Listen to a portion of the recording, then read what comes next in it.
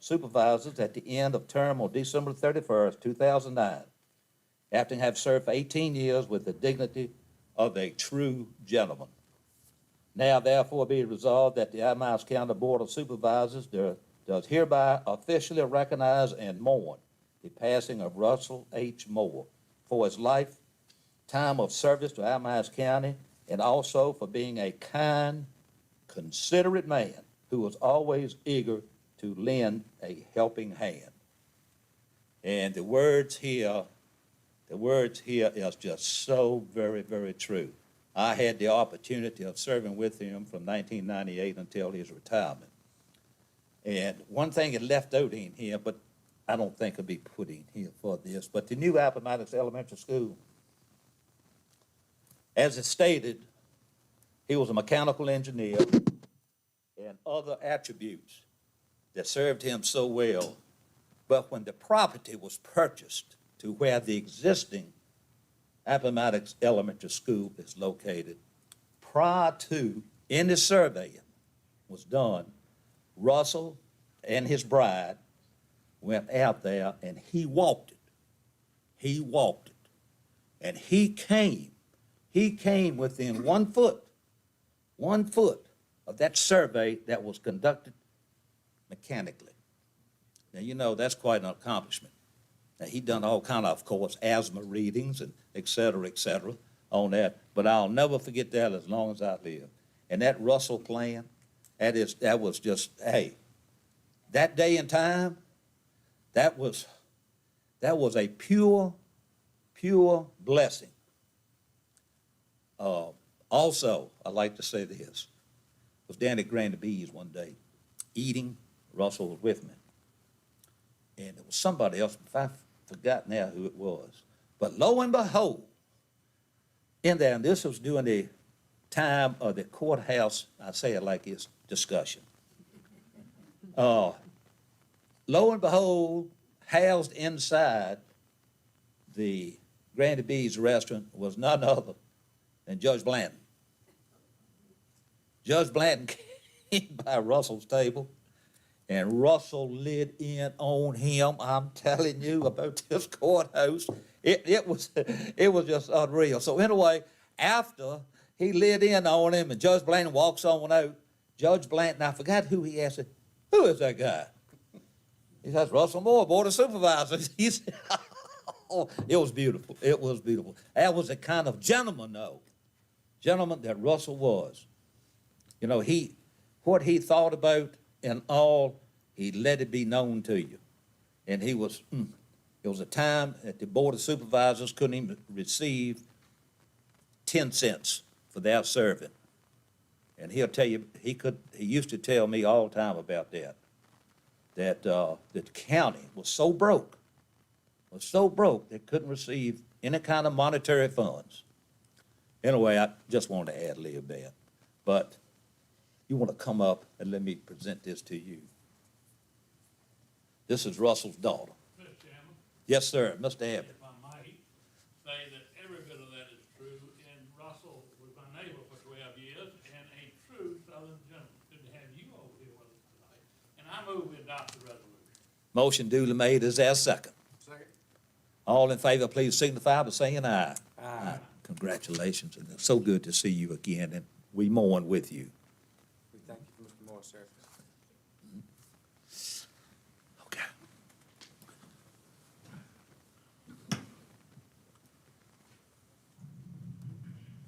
Thank you all so much. I am assuming it's okay for us to take our leave for you to get with your rest of your meeting, yes? Thank you. Yes, ma'am. All right, take care. Bye-bye, everyone. But I was looking around rooms trying to find out who's talking. Oh, my. Next is the FY22 work session. Staff is prepared to discuss minor changes and requests to the FY22 budget prior to approval at the regular board meeting. Ms. Adams. Yes, sir, Mr. Carter. Ms. Marshall is prepared to tell you we made some minor revisions based on updated information from the state. So you have copies of the final budget before you, and she's going to tell you what those revisions are an additional request to be reconsidered. Hello, everybody. So we did, like Ms. Adams said, that we made some changes to the proposed budget. The main reason behind that was the final comp board numbers that we received were less revenue than we had anticipated. It was about $104,000 difference than the original numbers that we had taken a look at. And that was for all of our constitutional officer salaries. We had to make some adjustments to those. In turn, we were able to move that money out of the expenditures for operating reserve and capital projects to balance that out. Another reason why we had to change, there was a increase to the general registrar salary, and that was up to $75,000, and that was per state mandate, which in turn also made the benefits increase for that line as well. As a county, we are required to pay about 31% of that salary. We also had to make a few different changes to the part-time salaries due to the new minimum wage increase. So we had to go through and check our different part-time employees throughout the county and make adjustments to that as well. Those were really the major changes that we had to make. There were not any new requests that we added. The two requests that you guys still have on the table from the school, I believe you all received a letter regarding the $500,000 increase that they're requesting, and then also we received an email from the library board for about a $7,000 increase for the salary of the director of the library. And those two things are still on the table for you all to decide if that's something that you'd like to consider. And if there are any questions, I can try to answer those for you, but that was the main gist of the changing of the budget. Anybody have any questions, issues, concerns? Mr. Carter, I'd like to comment also that you have the final number before you, so at that appropriate time during the meeting, you can make the motion in that amount to adopt the budget. And then, of course, we can make revisions up until it's appropriated in June. And at that time, Okay. you'll adopt the appropriations resolution. Now, did I understand correctly that the salary raise for the registrar currently went from whatever it is to 75,000? Yes, it's Dictated by the currently state. 48.5, I believe, and it was increased to 75,000. And some of those revisions in the budget is, the locality has to pay 30.965% of that. So, and we have to pay all of the percentage of the benefits on that. The electoral board salaries were increased also by, I think it's 33, it's about $1,500 for the secretary and $100 each for the chairman and vice chair. So for $1,200 a year total for the The registrar electoral board, Electoral board. yes, sir.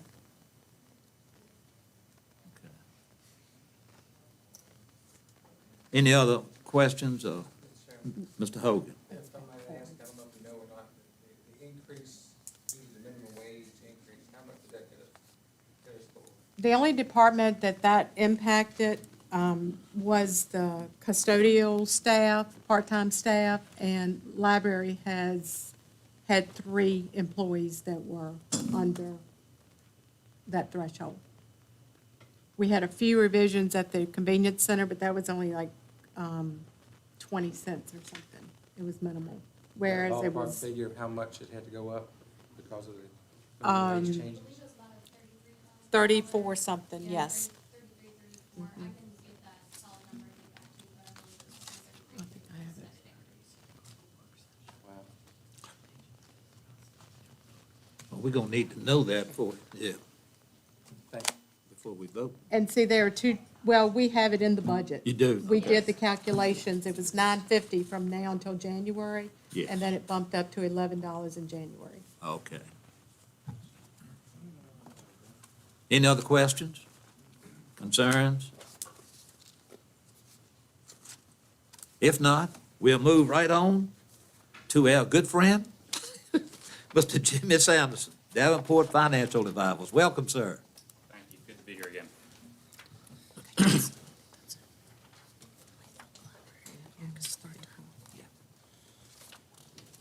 I think it was November of 19 when I was here last with you.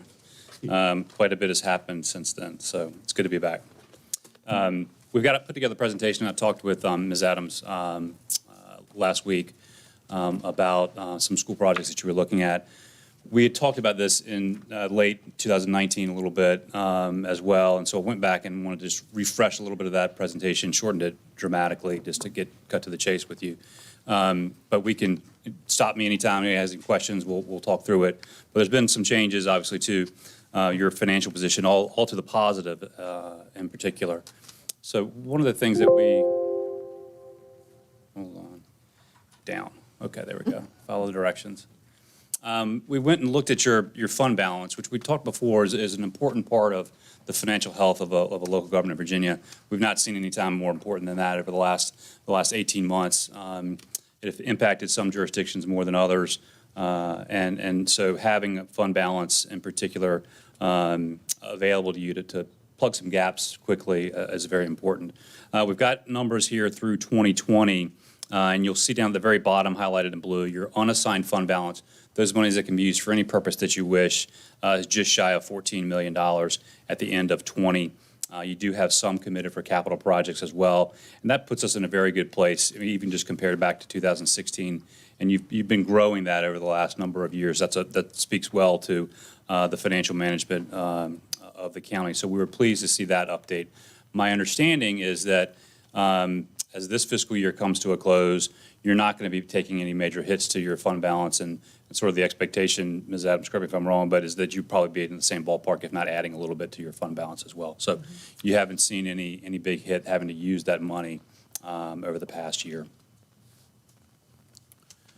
The next page, this we did talk about before. What are the importance of the unassigned fund balance? Month-to-month cash flows. You've got to have a pot of money there to pay those cash flows as your revenues come in a little bit less frequently than, say, a paycheck for your average person does. So you've got to be able to hit those ebbs and flows as your cash flow goes down. So keeping a fund balance is important for that. Right now, we're not seeing it as much, but when investment rates go back up, at some point they will, you'll see a return on those monies as well that can go to be used towards your normal projects. Emergency, we talked about that a little bit in case anything bad happens. We had that with the tornadoes that came through a number of years ago. We went to our fund balance and used some of those monies at that time to take care of some things. Economic development projects that come up, oftentimes local governments will go to that unassigned fund balance if they need to incentivize somebody to come to their jurisdiction. Second to last bullet there, and this is, we're going to talk a little bit about this. You can use it as pay-go for part of your projects when you've got a big project that comes up that maybe you can't fund all of it with cash. Maybe you got to borrow a little bit of it, but you can apply some cash to ease the impact of that new debt service. And the last point, it does provide lenders and the rating agencies some comfort.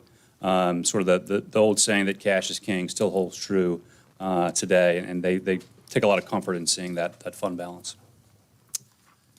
Let's flip to your existing tax-supported debt profile. So this is what your debt picture looks like, and I'm on the second tab, page 7, and you've got two different kinds of bonds outstanding: general obligation bonds and lease revenue bonds.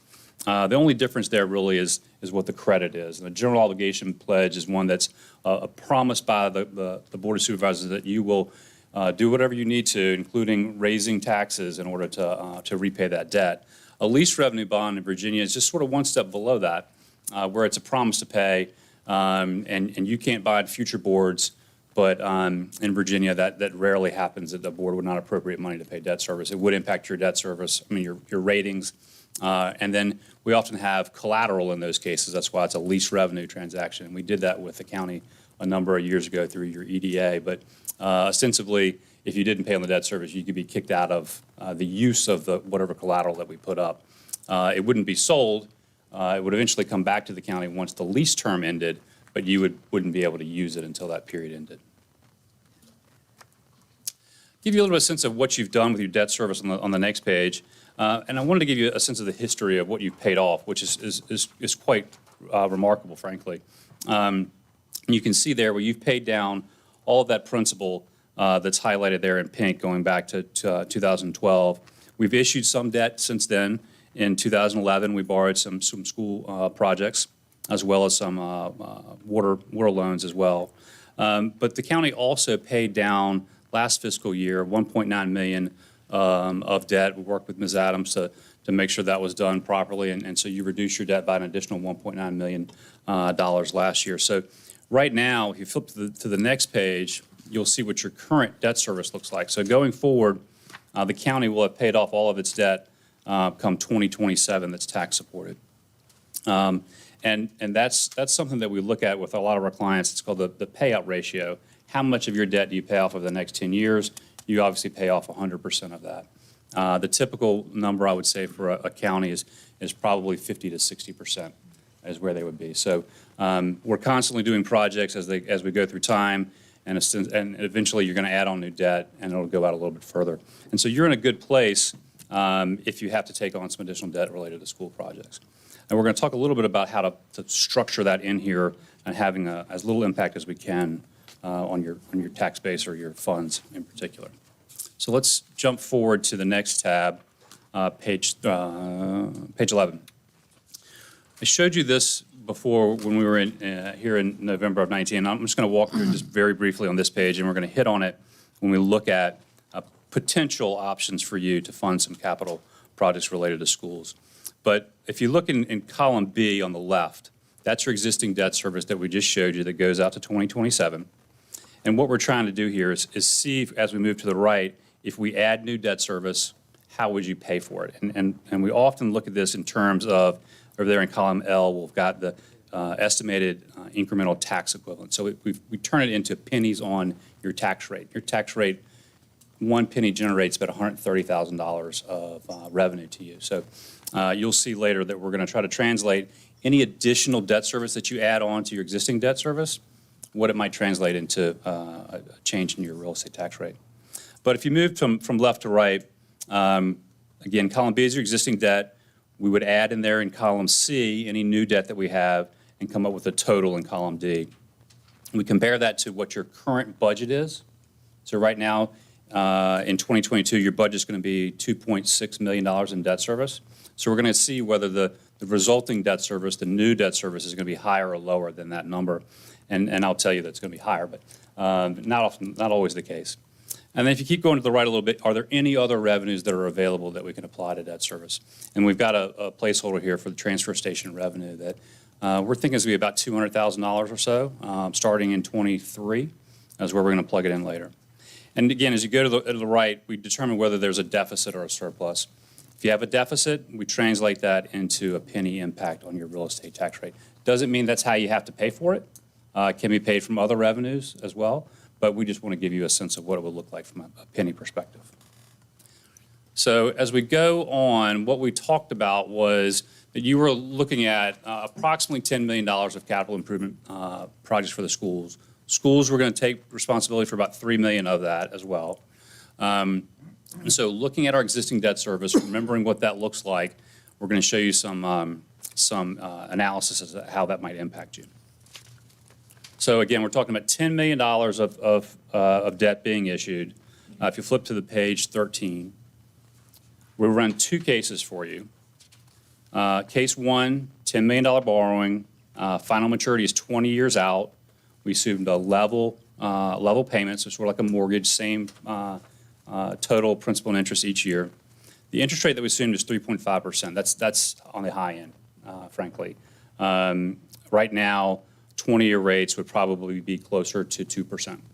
But we're in a little bit of a strange environment, and it wouldn't surprise me if rates moved. And when they do move quickly. So we want to give you a little bit of a sense of more conservative assumptions here.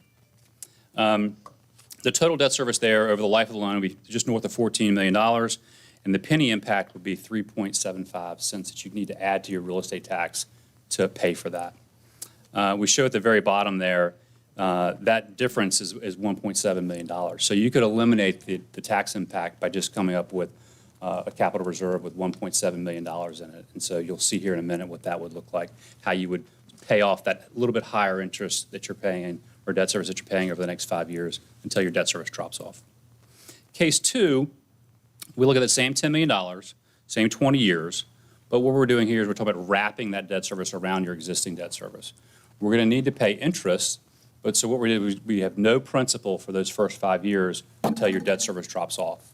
And so you will have a little bit of additional interest that you'll have to pay over and above your current budgeted debt service, but we try to limit that as much as we can. And then when your existing debt service drops off, that's when we add the new principal repayments start to begin. And you'll see there that then you'll only need to come up with 1.3 pennies on your real estate tax rate, or just shy of $700,000 that you'd need to pay that differential there. And you'll see that a little bit more clearly here. The same table that we had before over on page 14. Again, same thing, working left to right. Column B is your existing debt service. Column C is the new debt service that we're assuming here on that $10 million. You've got a little bit of a payment that we would need in FY22, and that really just depends on when we execute the transaction. And then you'll see it's level debt service just north of $700,000 going down the page out to 2042. Column D, that's just the total of those two. So our debt service is going from right now at $2,600,000. And if you go down in column D a little bit, you'll see that we tick up to just north of 3.3 million. So there's a difference there in that debt service of approximately $600,000 or so. Column E, that again tells us what our current budgeted debt service is at $2.6 million. So our goal is to see what our new debt service is going to be, which is column D, compare that to your current budget, and then column F is that transfer station revenue monies that we're going to assume we have. A column G gives us sources of revenues then of $2.8 million a year to pay each of these new debt service. And you'll see in column H where the deficits are. So again, as our debt service comes on in FY22, we have a deficit of $145,000 in column H. And then it's just north of $500,000 in 23, 24, 25. And then our debt service drops. And it's only a deficit of $100,000 in 2026. In 2027, our debt service drops even more. And so we're actually above water there, and we don't need any additional revenues. And we actually will have a benefit over there on the right of $400,000 to the positive. So if you were to go just in column L again, that's the tax equivalent impact would be 3.75 pennies. Or if you wanted to just take, for example, some of your fund balance that you've got set aside, you would need to put 1.7 million off to the side to pay those deficits in years 22 through 26. Let me stop there. That's sort of the fundamental part of this. And we've got one more page to talk about the other structure, but let me make sure, Mr. Chairman, that I'm saying that correctly, everybody's following me. Any questions there? Yeah. Yes, Mr. Abbott. Question. The interest rate, again, you used almost twice what I think we could get now. Did you run these figures with running 2% interest rate? I did not. We can do that. We certainly can. And I think that the amount that you're going to have to pay is different. It depends on when we're going to execute the transaction. If you were to say to me, we want to move forward, go out and get with Ms. Adams and work to execute the transaction, lock in our rates, I would assume a much lower interest rate. But I'll tell you, when we see interest rates move in the environment we're in with rates, they tend to move quickly. So it wouldn't surprise me if rates were to move 50, 100 basis points in a 6-month period. So if you as a body tell us to go back and start to put together a schedule, it's not very difficult. I'm happy to give you the lower interest rates. I just didn't want to give you an expectation and then we go to execute it, say, in the fall, and we're then at a 3% interest rate or so. Do you, if I might continue? Yes. Do you have any forecast that you believe the interest rate is going to go that high? One thing that we don't do is we're not economists. We don't predict interest rates. I will tell you that we have been predicting rates. The economists have been predicting interest rates have been going up for the last 5 years, and they haven't. We had a bit of an anomaly over this last year, but we certainly have seen short-term rates more than double in the last just 5 weeks or so. So again, when we do see rates move, they tend to move quickly. And that's my only concern with providing a much lower interest rate in this preliminary analysis. If you want to give me 2 minutes, I'll tell you what the number is. Let me do that? No, that's right. No, You sure? go ahead. Okay. I'll send it to Ms. Adams and let her share it with you, if that's okay. If we flip to the next page, same layout, assuming again $10 million, but we're using a 5 years of interest only in the first few years until your debt service drops down. And you can see there in column C, there's where the new debt service is. So 5 years interest only, and then 15 years of level debt service. So $375,000 a year of interest, and then when we term it out in 28 through 42, just shy of $900,000 a year. A little bit higher than the other case, obviously because you're not paying any of that principal in the first 5 years, so you're adding it onto the back of your debt. You can see, let's move over to column H, what the deficits are. In 22 through 25, that totals about almost $700,000 in deficit. And so that's where you would have to either come up with those monies from another source, unassigned fund balance, other revenues as you go through time, or the equivalent penny impact is 1.3 pennies on your tax rate. Okay? So I think that's a great outcome from my perspective, because it allows you've been sort of banking your debt by not issuing a lot of debt. You've been paying off your debt quickly, and so when a situation like this comes up where you do need to maybe do some borrowing, you're going to be able to do it without having a major impact on your operating at all. We wanted to talk a little bit through the financing options that you have. And I'm over on page 17, Mr. Chairman. And we can go through these. You tell me what your timing is, Mr. Chairman. We can go through these quickly or in as much detail as you like. But we've got a number of different ways to borrow in the Commonwealth of Virginia. There are a number of state programs that are out there. And we've talked here about the Virginia Public School Authority, which is a state authority that borrows on behalf of local governments across the state, specifically for school projects. They can only do school projects. And then there's another option called the literary loan, which are done through the Commonwealth of Virginia as well. They're a set interest rate that they have. That program has been one that's been funded and not funded over time. And so we'll talk about a little bit more detail about that. You can also borrow on your own outside of state agencies. And there's a number of different ways you can do that. Lease revenue bonds, we've done that with the county before. Again, you put up a piece of collateral. This building, I think, is actually the collateral for our outstanding debt right now. And you make an annual appropriation of a lease payment, which equals the debt service on your bonds. And that can be sold in a public sale, which you've done, or it can be sold with a direct placement with a bank. We've done that as well. And that's just a function of looking and seeing what the interest rates are and frankly what the costs of them are, because a public transaction, there are more costs than there are with just a transaction with a bank. The other option that you have is a referendum. You could do a referendum and issue general obligation bonds on your own. But you don't have to do that through VPSA. That is a general obligation pledge without a referendum, and the same thing with the literary fund loans. Just to give you a little bit of sense of what the VPSA program looks like on page 15 or page 18. Longstanding program, again, it pools local governments across the Commonwealth. They only issue twice a year, in the spring, and then in the fall. They've just completed their spring sale, and then there's another sale in the fall. So you've got to time, if you're going to go through them, you have to time when your project is going to take place and when you borrow the money and have the funds available. They're sold in the public market. The interest rates on those loans aren't locked in until that sale takes place.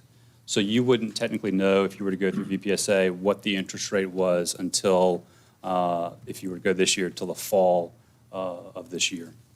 They borrow based on a rating. They're AA1, AA plus credit.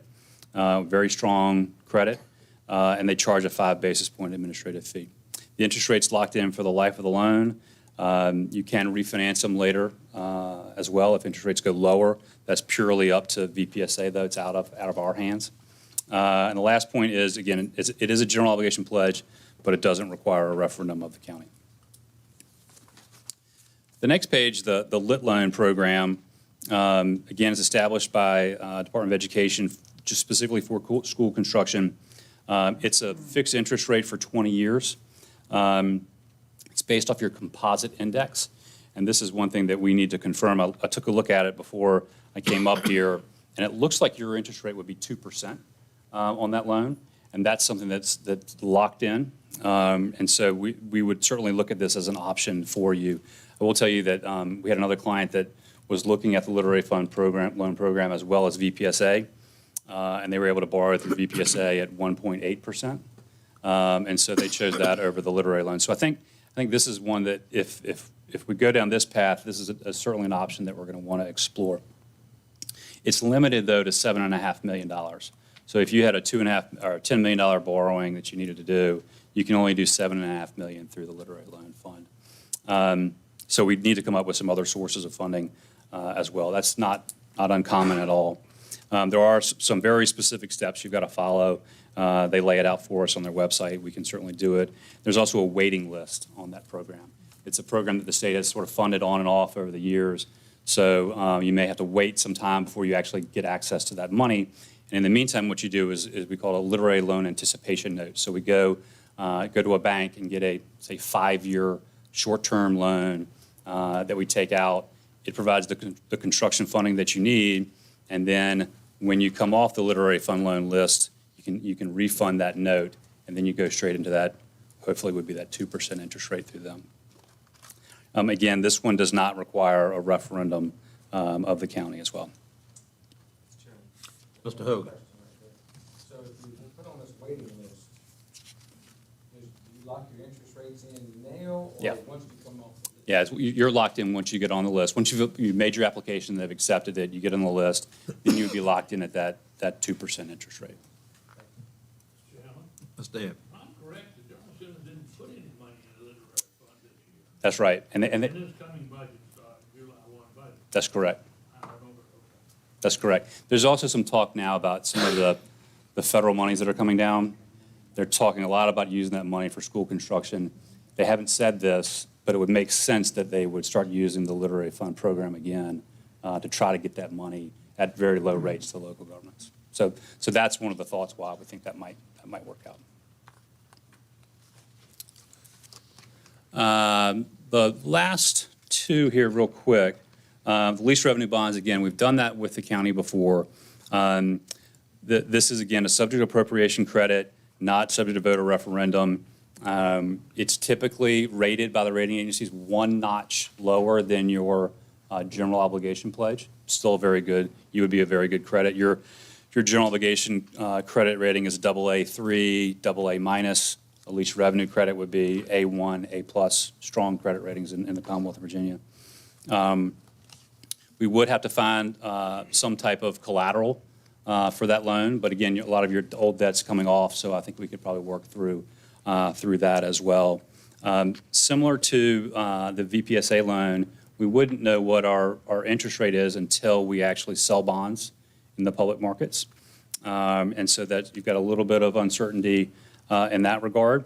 But you have more flexibility as a governing body as to when you issue those bonds. So you're not subject to VPSA's schedule of spring and fall.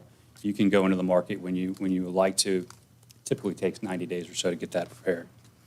You also have some flexibility on when those bonds are callable or refundable as well. The last option is a bank loan. Same thing as the public transaction, except instead of selling bonds in the public markets, we're going directly to a bank and getting an interest rate from them. You can find out that interest rate. We typically do it, and we've done it for you before, through an RFP process where they submit proposals. You then know what the interest rate's going to be when you choose the lender to go with, and then you execute the transaction and can lock in that rate. A little uncertainty as to how long they'll lock in that rate for. We are seeing some banks extend fixed rates out 20 years, but not all of them will do it. Some of them will only go out 5, 10 years or so. So there's a little bit of a uncertainty as to who will give you the best longest-term rate. And I don't think we need to go into it in any detail, but there is an option with respect to a referendum that obviously takes a passage by the voters of the county, and would take that process that you have to go through for that, but then it would be a general obligation pledge of the county on any debt that you issued, whether not even through VPSA or the lit loan, but the general obligation bonds in the public markets or with banks. So, Mr. Chairman, the only other thing I have in here is some just general information related to the markets. We show you here what interest rates have looked like, and I'm not going to belabor this. I think we all know what rates are, but this is the tax-exempt market in the upper half of this page, and the line going left to right is what the current yield curve is, so what rates are from the low end to the high end, and the bars at the bottom show you how often since 1999 that rates have been lower than they are now. It's about 4%. 4 to 3% of the time rates have been lower. So all that's just to say that rates are in a very good place from a borrowing perspective. So I'll stop there, Mr. Chairman, and happy to answer any questions you may have. Floor is open for any questions. Mr. Sanderson? As we speak right now, our credit rating is what? You are AA minus, AA3 with your general obligation pledge. Your lease revenue credit, which is, again, if we were to use collateral for it, it's one notch lower than that at an A1 and an A+. Okay, thank you. Any other questions, concerns? We certainly do appreciate you coming, and tell us the good news, really. Yeah. Yep. It's very good. But I think, Mr. Chairman, one of the things that I talked with Ms. Adams about was sort of from a timing perspective, I would like to go back with her. If you come to a consensus about moving forward and we can work on the timing a little bit, we can present you some options, because I think you have a couple of options that you need to look at in order to make a decision about what's the best way to do it. I don't think they're necessarily mutually exclusive of each other. We can go down a number of different paths, and then when the time is right to choose the right one, you can do that. But the lit loan process is an application process that you've got to go through. Doesn't mean you have to take the loan or anything like that. And then dealing with banks or dealing with VPSA and their application process is something that we just got to think about the timing of, and when you and the school board are thinking about constructing the project and when you need the money. Okay. I'm sure by the end of the week, Ms. Adams will be calling you. She's got my number. Thank you so much. Yes, sir. Good to see everybody again.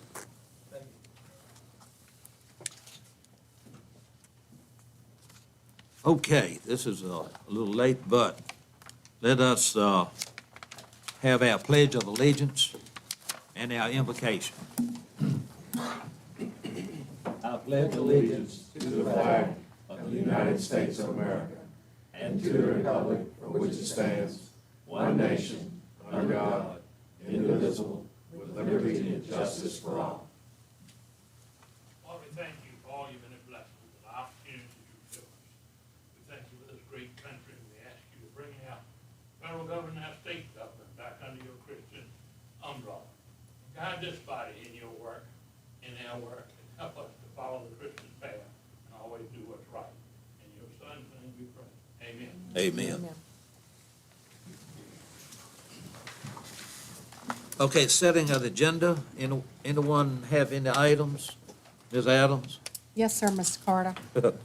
I have one item to add, that the board set a public hearing for the VDOT six-year plan for the June meeting, which will be the 21st. Okay, let's call that 16B. B as in Beta, Bravo. And we got one, 16A, Mr. Abbott, concerning the tax tickets. Tax tickets, 16A.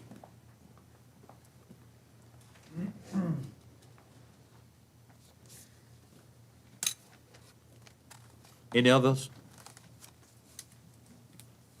Is there a motion to accept the agenda? Make a motion, we accept the agenda as amended. Is that second? Second. Discussion? All in favor, please signify by saying aye. Aye. Okay, next is our citizen public comment period. This time is provided by the board to allow citizens the opportunity to address the board on issues of importance to the citizen. No individual citizen shall be permitted to address the board for more than 3 minutes. And we have one signed up, Mr. Chris Cooper. Miss Chris Cooper. Christie? Please state your name and address for the record. It's Chris or Christine Cooper at 757 Old Grist Mill Road in Appomattox. I'm in the Vera voting precinct. I believe you and I spoke last Friday. Okay, so I'm here to speak about the pink slips that we all got in our real estate or personal property tax statements from the Commissioner of Revenue. And that pink slip, as you know, says that some vehicles, mostly SUVs and trucks, have appreciated in value rather than depreciated in value. Something of an anomaly that also happened around in 2008 and 2009 when we were also economically messed up. She uses the NADA calculations, the National Automobile Dealers Association, in part for these calculations, and part of them are derived from, well, she wasn't really sure if it came from the Virginia Code of Regulations or where the process came from that is given to her to come up with our tax liability as individuals. And I spoke with, I'm sorry, I can't see your name from here. Mr. Hogan. So when I spoke with you, the response was compassionate, but you felt that there was not anything the Board of Supervisors could do. When I spoke with the Commissioner of Revenue, she's following the rules and regulations of her job, so there's nothing that she can do. And I'm frustrated with that attitude of the other guy has to do it. So I would like to see the Board of Supervisors work with our House of Delegates representative to enact some legislation, if that's what's needed, to state something that says in those years where we have this oddball situation that the tax liability for individuals doesn't go up because their vehicle temporarily appreciated rather than depreciated in value. It should remain static, because this is a real kick in the teeth to some people in Appomattox to have to withstand this sort of a financial assault after the year that we've had with COVID-19, the economy as it's been, job situation as it has been. I think we need to rectify this, if not for this year, so that this doesn't happen again. Oh, my time's up. Yes, ma'am. Anyway, thank you for listening to me. Thank you. While we're on that subject, is anyone else here to address that? Hearing none then, is there anyone else here that'd like to address the board that failed to sign up? Now, on our agenda, we put on here, we added to our agenda, request by Mr. Abbott to talk about this very item that you have just talked about. And if the board would allow me, I'd like to go to that now. Okay? Mr. Abbott. Thank you, Mr. Chairman. I just wanted to talk to the attorney for a minute, because we set a rate, but we have, if I'm correct, we have nothing to do with how the vehicles are valued or the process used. Is that correct? That's correct. Virginia Code actually brought it with me because I anticipated the question. 58.13503. It says that the commissioner shall model or shall value the cars by a recognized pricing guide. Now, every commissioner in the state I'm aware of uses the NADA because they get that information from the state downloaded. But it's mandated by state law that the values be set by a recognized pricing guide, which the National Automobile Dealers Association is pricing guide is what everyone uses. We don't have any authority to change that. I noticed in the pink slip, which I got in mind, it said that Appomattox County uses the NADA, but it's not Appomattox County. We have no say in that, do we? The Commissioner of the Revenues, independent constitutional officer elected by the people. We have zero say. Well, I will tell you that I had heard complaints about it also. That was just, I wanted to make sure you knew we're not past the buck. The code doesn't allow us to do anything. Maybe we can work with our representatives. I don't know. And we can try. How about that? Well, the other thing I was going to add, Mr. Abbott, just for the citizens' information, if your car has got high mileage or got a dent in it or something that makes it not pristine, you can go to the commissioner and she could potentially lower the value for you. Again, that's not us, though, nothing we can do, the commissioner can do it. So if somebody's got a car with very high miles or some other defect to it that would affect the NADA value, the citizen can go to the commissioner, and the commissioner by state law can make an adjustment. Yeah, I had a van with 400,000 miles of transmission, heard of it, and it was valued at $4,000. Worth $400 now. But that is between the citizens and the commission. Right. Okay, thank you, Mr. Everett, thank you, Mr. Latchney. Okay, moving right along. Excuse me, we have Mrs. Jan Walker, Executive Director, Lynchburg Humane Society. Welcome, ma'am. Thank you. Just for the record, state your name and address. Okay, I'm Jan Walker. My address is 1517 Linden Avenue in Lynchburg, Virginia. And thank you so much for the time. I will try not to take too much of your time this evening, but I am the Executive Director for the Lynchburg Humane Society. I've been in that role for about 18 months. Prior to that, I'm a retired hospital administrator for Centra Health. So I've been in this area for all my life, really, and it's a privilege to be part of our rescue of our animals for both Appomattox and the Lynchburg area.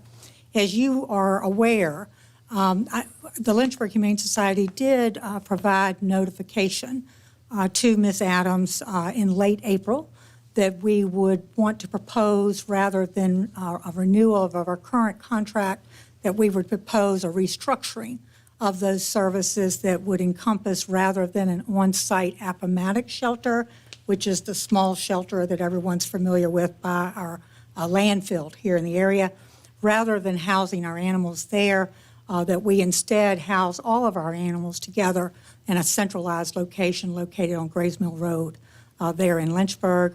We had been contemplating the value of that and the benefits of that for quite some time, and it really rose to a higher priority during the COVID incidents that we've all experienced as nonprofits and municipalities over the last year. Seems like 10 years, but just over the last year. When we were forced to centralize our facility on December 21st of 2020, we did so because of a potential COVID exposure for the staff there at the Appomattox shelter. And if you're familiar with that shelter, it's a very close-knit work environment, so you really don't isolate your teams. If you're there to work, you're there among a very small group of people that are caring for those animals. And so when that exposure took place, it forced us to quarantine all staff, and there are 3 full-time staff and 1 part-time staff that's part of that shelter there. So with that quarantine of all staff, that really forced us to come and get those animals and take them back to the Lynchburg Humane Society, and that configuration has remained in place, primarily to get us past where we've all slowly crawled out of a pandemic and to get us into a situation of where we wouldn't have the disruption to our citizens here in Appomattox. In other words, we'd reopen, but then another potential exposure could take place, so we'd have to close it again, transfer the animals back and forth. So we've remained centralized in Lynchburg for that reason, just to avoid the disruption. Doing so, though, has enabled us to test drive, if you will, what a centralized operation looks like, because we've now been doing it since December 21st. It's been our first chance of experimenting, if you will, about how that works, and we have found that it works relatively well. And the benefits, I think, are not only on behalf of Lynchburg Humane Society, but also for the county of Appomattox and the city of Appomattox. And I'll say that in regards to two major factors. One of them being the medical care that's able to be provided to the animals that are in our care. And the second one, candidly, being efficiency of operations. Most of you are probably aware of the background to our relationship. We started our relationship partnership in 2017 when the Lynchburg Humane Society was approached by Appomattox with a question of, would you be interested in managing the operations for us? I think that was in part due to some PR challenges around some care that had been provided prior to that. So we were certainly delighted to have that offer and opportunity in front of us, and we have continued to value the relationship. So even though I'm here today to ask for your consideration of a centralization, I don't want that to be misinterpreted as any lack of commitment on our part to your public and your animal control program that you run here in the county. We would still highly value that, and we would work hard to make that work from a centralized area. One of the points that we wanted to explore as we prepared for discussions with Ms. Adams was what has changed about the activity, the adoption rates, the surrender rates by the public, the animal control ability to present animals to us as your partner. And that activity has remained relatively the same. We know that from looking at what I call a heat map. It's our way of plugging in all the addresses of all the animals that have been involved, where they were picked up, where they were sourced from. And as you look at those maps, you see not a lot of shift in activity in terms of people are still coming to us for those services. The one exception I would point out is over in the Farmville area. I do see a decline specifically for Farmville and Hampton-Sydney. It looks like where we used to get more of those surrenders from those areas, I'm not seeing that particularly, and I think that is most likely because there are shelters in that area that would be closer, somewhat closer even than our Appomattox shelter here. So the overall activity has remained consistent for us, even though we are now transporting those animals through ACO to Lynchburg. I want to talk about the two benefits in particular. There are others that I could mention, but for conservation of your time tonight, I wanted to speak directly to two matters. One of them being the medical care of the animals that we have. When we contractually take on the responsibility of pets that are brought into the shelter, be it Appomattox or Lynchburg, we legally then are obligated for the care of that. We own them. We take ownership of that, and there's a process that we file in order to do that, to track that ownership transfer directly to us. And as part of that, an overseeing veterinarian is ultimately held accountable by her license for the care and well-being of that animal. And we feel like by having all of the animals in one larger facility, that veterinarian is just down the hall. So when questions come up about is a is a animal's condition declining, or is there something odd going on that particular day? Is it emergent, as in it's an emergency, or is it just something that needs to be treated very quickly? The vet is not able to put her eyes on that, and she's always expressed some concern about that, frankly. And so having it centralized enables us to walk down the hall and answer that question through a physical exam, rather than what happens in a Appomattox located facility is this. We first give calls, we start to show videos of the animal to the vet, but ultimately the vet feels obligated that I need to lay eyes and hands on that pet since it's my license that's at risk.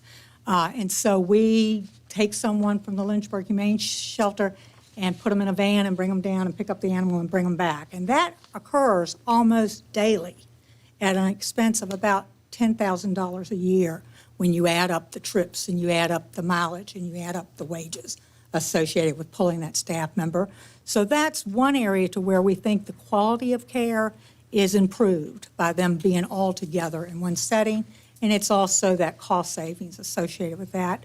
The other prevailing impact financially, and this is about the efficiency of how we run the shelter, is that when you run a shelter such as the size of Appomattox, it's hard to really take the number of pets and then equate that into what number of staff should you have on site at any given time. And the reason for that being that the number of pets that are in the shelter, the maximum capacity for the shelter is 35 to 40 animals in that shelter, and that's close. That's really loading it up, if you will.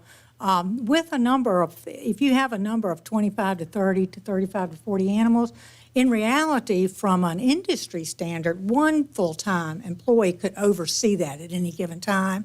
But we would be hesitant to have only one employee at the location. And so we do have two people there at all times. That's really for the safety as we interact with the animals, as well as, frankly, the safety as we interact with the public. So what that equates to is what would the numbers would support that we would have probably one full-time and one part-time individual employee there, and instead we have three full-time and one part-time individual there. A centralized configuration enables us to eliminate 1.5 positions. So that's the one full-time and the one part-time. That has already occurred, frankly. We transferred 2 of the employees up to Lynchburg. They have continued to work with us there. They've expressed interest in continuing to stay on with us there. Should there be a centralization, we've not gone out to them and said there will be, because we realize that's not our decision to make. But what they have asked over the last few weeks is, when will we go back? Are we going back? And what we've in turn asked them is, if for some reason we were to decide to stay in this configuration, would you be willing to stay? And those 2 employees have said definitely we would. The other part-time employee had already planned to leave the organization, and so they did, and we just knew not to fill it at this particular moment. And then there was one other turnover who went to work actually for another vet's office. So that savings around that staff is on an annual basis a $40,000 impact to our bottom line as well. I want to be clear, though, to say that this is not something that we did initially to improve the financial position, although it does do just that. Currently, with our operations, our current operations totals, if we were to stay in a decentralized, the Appomattox location, and I have this for you, I'll leave this with you as well so that you can refer to it again. Ms. Adams, I'll leave it with you if I may. But the expenses for the on-site Appomattox, the expenses run right at, are projected to be right at $184,000. Revenue coming in is projected to be at $123,000. So that leaves a net loss of $61,000. And so that's what we are, without complaint, that is what we are subsidizing to maintain the Appomattox shelter. And if it weren't the added benefit of the medical care and the peace of mind of our veterinarian, we would at least come back and try to negotiate a different rate on our service agreement with you. Of that 123,000 revenue, 87,000 of it is at the benefit of your contract with us. And that, for the most part, covers food to some extent, but the wages being a large part of that for the staff that I just described to you. With the consolidation of every animal being in one location, which does reduce the wages, and it does eliminate the back and forth, almost daily trips for someone to deliver a pet for the veterinarian to. Oftentimes, the vet will look at that pet, do something minor with it, and then ship it right back so that we have them here in your Appomattox shelter. The elimination of that type of to and fro is another 10,000. And then there's a very small incidental expense around just the office itself. That's not a big number. That's around $5,000. That's for things like our internet and our telephones and things like that. So not a big number in the scheme of things.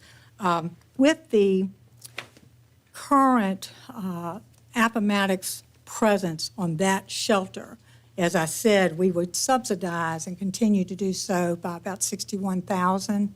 That does not include, however, an impact that we have felt as an organization as it is related to the minimum wage increases that's been implemented by the state of Virginia. That has added a significant, as you can imagine, our employees, most of our staff are near that minimum wage as it is.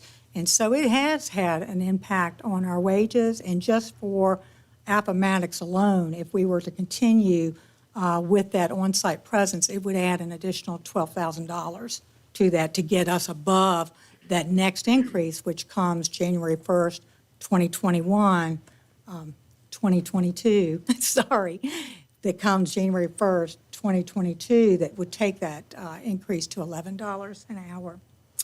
With the centralization, that net loss turns from $61,000 down to $6,000. So again, not looking to make a profit, not even looking to break even. We are very privileged to be part of your community and want to continue to serve you in this role.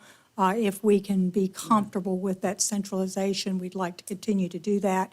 My initial conversations with Ms. Adams over the last month or so has been what I really want you to hear from me is a strong commitment that as we look at this more closely and as you make that decision for your municipality, I would want you to hear clearly from me a strong commitment to make it work. We value this area.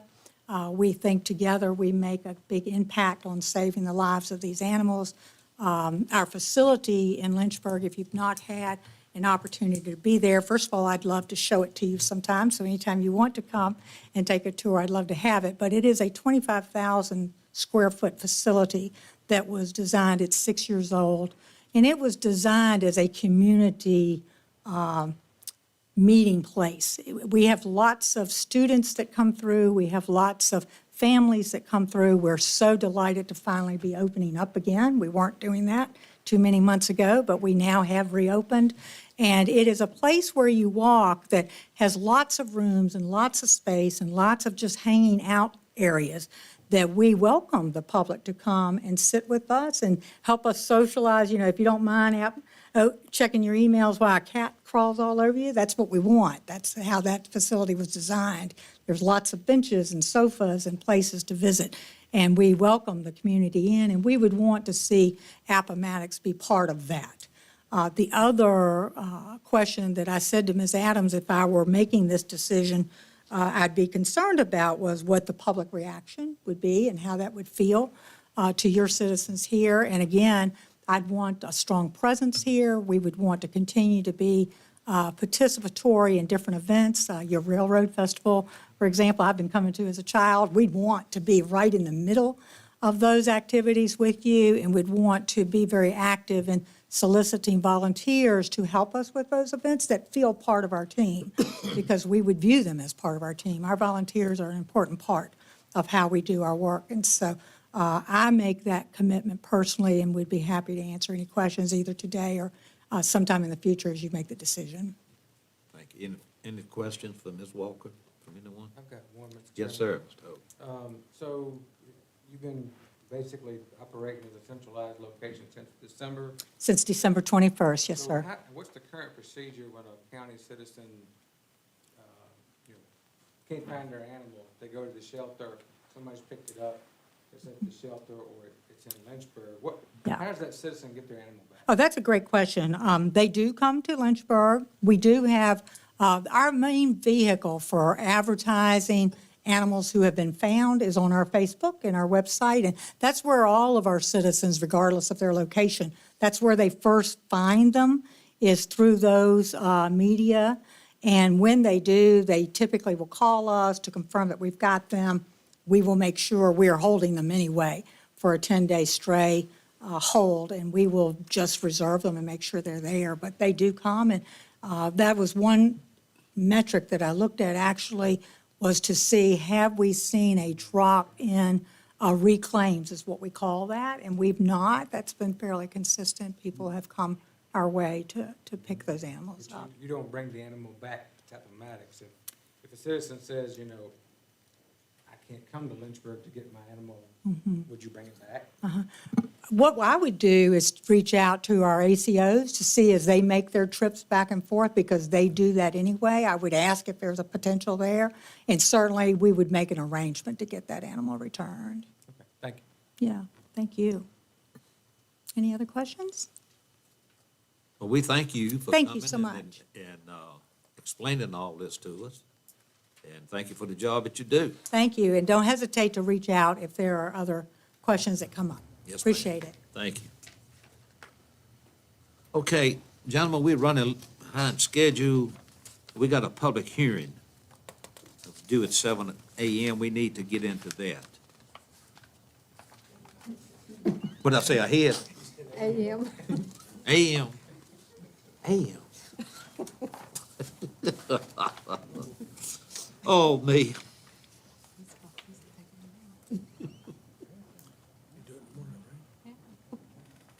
Okay, a public hearing, RZZ 10144 Viper Investments LLC. Viper Investments LLC, who is a property owner, has requested to rezone property from R1 Low Density Residential Zoning District to B1 General Commercial Zoning District. Excuse me. The property is located on the north side of Richmond Highway in the Spout Spring community. The parcel totals 3.03 acres and is identified as tax map identification number 60A96. The 2016 comprehensive plan designates the future land use of the property as commercial. The Planning Commission held a public hearing in April and received no comments. Following the public hearing, the Planning Commission forwarded a recommendation to rezone the property as requested as a 6-0 vote. Is anyone here to speak in favor of this? My name is Steve Connor, and my address is 536 Court Street in Appomattox, and I'm the broker for Viper Investments, representing them. And they want to do office space or commercial use, because as you know, residential rental property is kind of in the crap, since people don't have to pay. Okay. And they've had trouble with a lot of residential tenants, and they're getting rid of all their residents. And it meets the comp plan, and I kind of think put everything in the application, but if you have any questions, I'll be glad to answer them. Okay, any question from anyone? Okay, thank you. Anyone else speak in favor? Anyone like to speak against?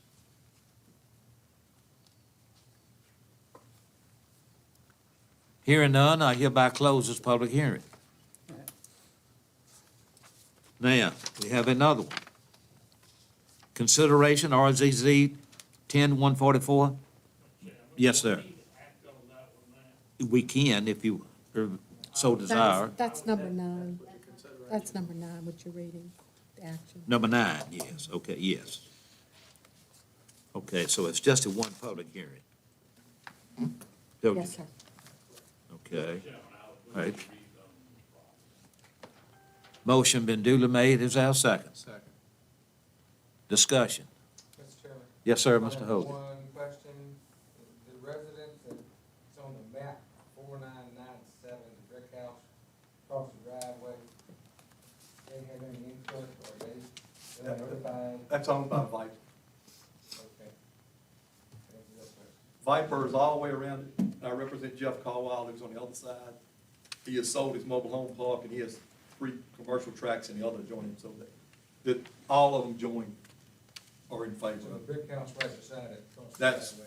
that's theirs, that's Viper. That's fine. Okay. Okay. Further discussion? Mr. Chairman, I would just add that I've had no phone calls on this whatsoever. Okay. We'll have a roll call vote. Mr. Hibbs? Aye. Mr. Hinkle? Aye. Mr. Abbott? Mr. Hogan? Aye. I also vote aye. Okay, now we can go Thank back. you very much.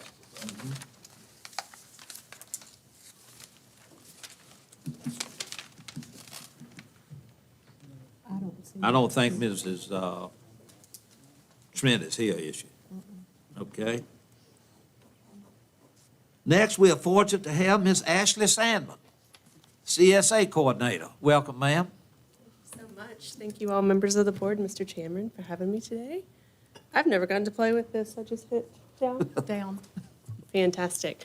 Good evening, everyone. I just wanted to give an opportunity to review a little bit about the Children's Services Act, discuss a little bit about the trends that we've seen over the past couple of years, and the trends that I see coming up in the next 2 years specifically. So just to give you some background, who's eligible for CSA? It's a very small population of children.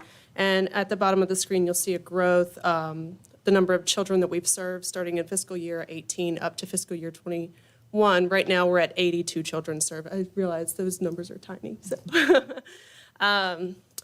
Children who are eligible for the use of CSA funding are children in foster care, children who are in foster care prevention services, meaning Department of Social Services has an open case through the court system for those children and families. Children who fall under the category of a CHINS, which is a child in need of services that's determined by the court or can be determined by the team called our FAPT team, our Family Assessment and Process Programming Team. A small category of children that are in the special ed category through our school system, and that's our private day placement children. If you've ever heard of a private day placement called like Rivermont School, it's for a very few number of children that use those services. And then we have a tiny little pool of money called our SPED RAP funding, and that's only about $10,000 a year that we use, but it's for children who have IEPs that we're trying to keep from going into those private day placements so that we can offer community-based services to keep them in our schools. So talking about service utilization, I've added a chart that reviews the main categories of the Children's Services Act according to the services we utilize and the fiscal years that we served. So the orange bar is fiscal year 19, the gray bar is 20, and the blue bar is this current fiscal year. So our current utilization for foster care, which is that first column on the far side, we have seen an increase of children in foster care. It has not been drastic this year. We have had a drastic increase in the number of children coming in through CPS reports, but our Department of Social Services has done a really fantastic job of making sure those kids find placements within their family systems, which is the way the state and federal government are really leaning towards. There could be a future increase in those foster care placements just because we do know that during COVID-19, although numbers of reports dropped dramatically, we know that incidences of child abuse increased dramatically because substance abuse increased dramatically, as did domestic violence. And anytime you get those types of behaviors in family systems, child abuse and neglect is something that increases as well. So overall, our numbers in foster care have remained fairly consistent over the past several years. Private day placement, we're seeing some increases in that service. The next slide's going to reveal to you all the private day placement, specifically how it affects our budget locally. And it is definitely by far the most costly utilization that we have. The next category is our community-based services. We've got 57 children accessing services throughout the community this year. We had 56 last year. When I started here, we had about 30. So it has been our goal to increase those numbers because the more children that we capture with community-based services up front, we're preventing foster care later on. Those are significantly at-risk families, and we're trying to keep them out of foster care. The last category that you see is our residential treatment children. Those numbers have remained fairly consistent over the past several years. And those are our significantly mentally ill children that require residential treatment for things like suicidality, significant self-harming behaviors, those type of things.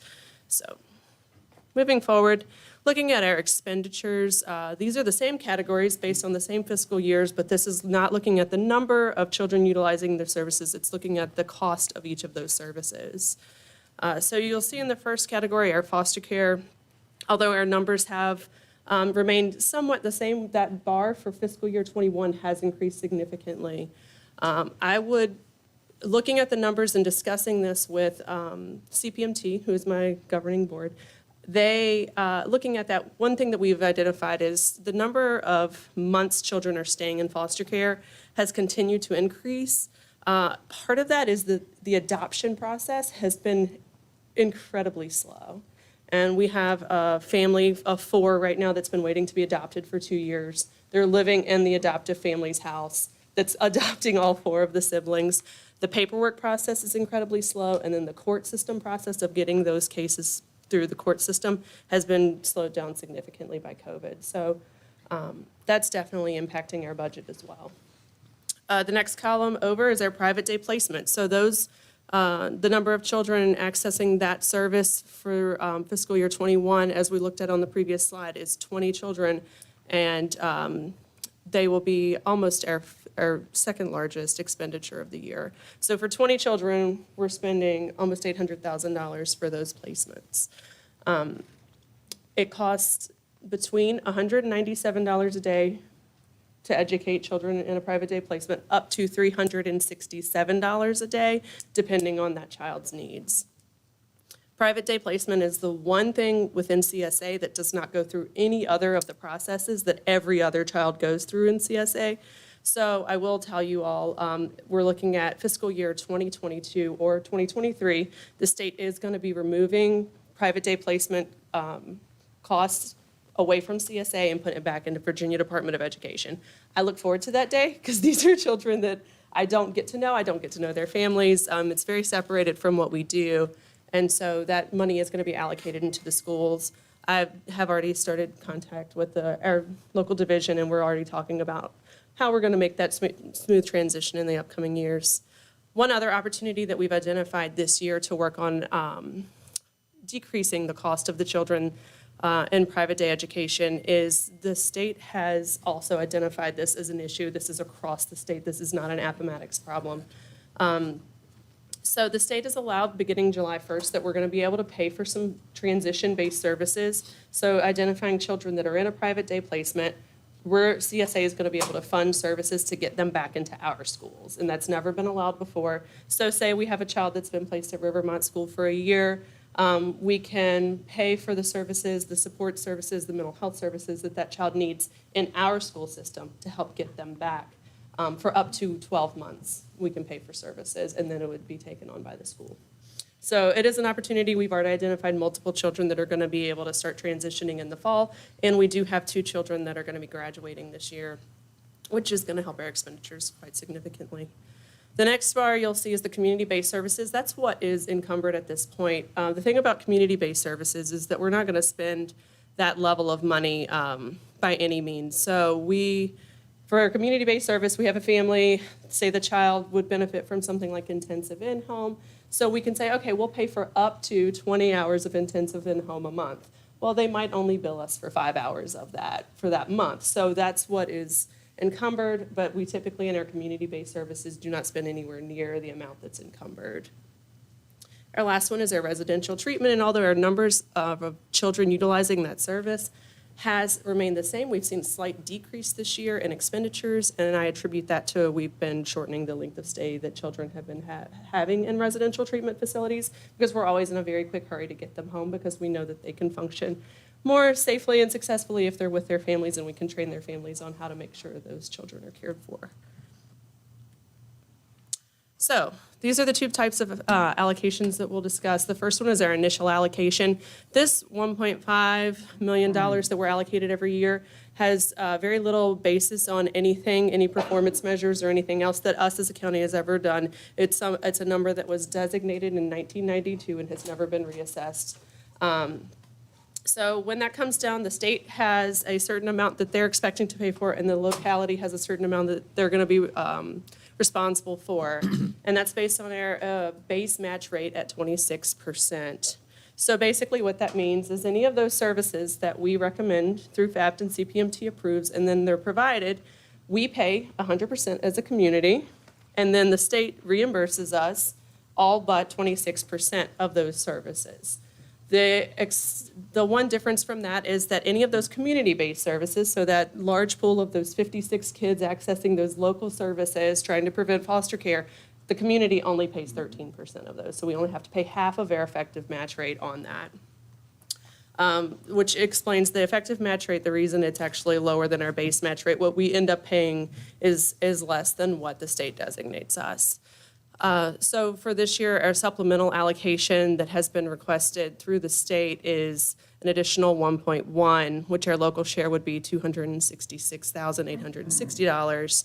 Again, that's the highest end because that's everything that's been encumbered, but not like I said, we're not going to reach to that number as far as spending. So that's the most that we might spend.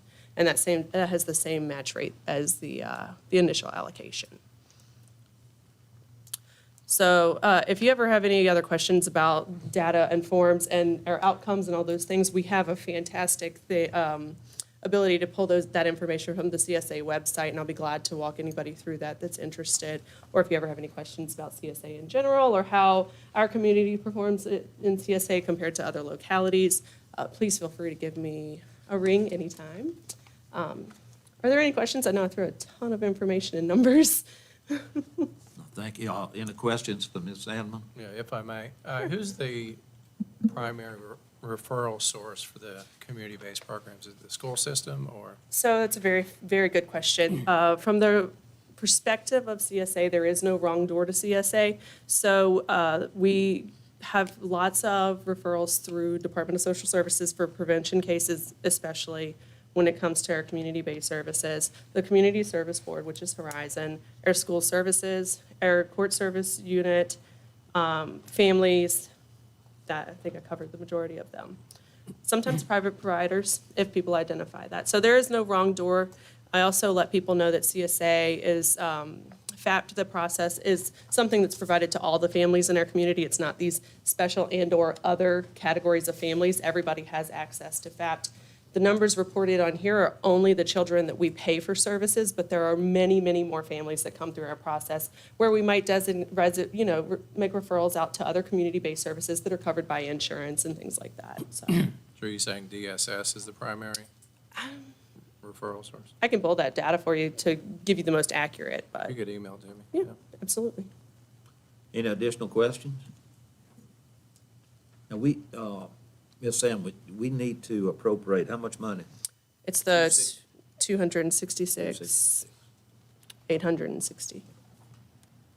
266, 816. 860. 860. Mr. Carter? Yes, Ms. Abbott. As Ms. Sandman mentioned, that's an estimated amount. So it may be better to wait until June when she's already done those services and we've submitted the reports to find out what that final amount would be. Yes. But she wanted to give you heads up that's forthcoming. Yeah, and one thing I should say, thank you, Ms. Adams, for reminding me, but there have been times where we've had sudden foster care removals right at the end of the fiscal year. It happened last year on 2 days before the end of the fiscal year that we took on additional dollars that we didn't have any way of predicting that was going to happen. So that there is a possibility of things like that. But to the best of my knowledge, this is what we're looking at for the year. Well, we can safely say thank you for the heads up. It was a good presentation. No surprises. Yes, thank you very much. Absolutely. Thank you. Thank you all so much for your time. Next, we have Ms. Ann Dixon, Parks and Recreation Director. has requested to appear before the board to request the board's consideration to add lighting to another ball field at the Appomattox Community Park. Welcome, ma'am. Thank you very much. This is a bid got from a company to put in the lighting for fields 1 and 2. Thank you. I think it's in the board book also. That was also. Yeah. We currently work with the youth probably on a daily basis and the soccer association. And this spring, we have approximately about 450 children up at the community park between the soccer program and the baseball and the t-ball. And they have been asking for years to move forward with lighting Field 3.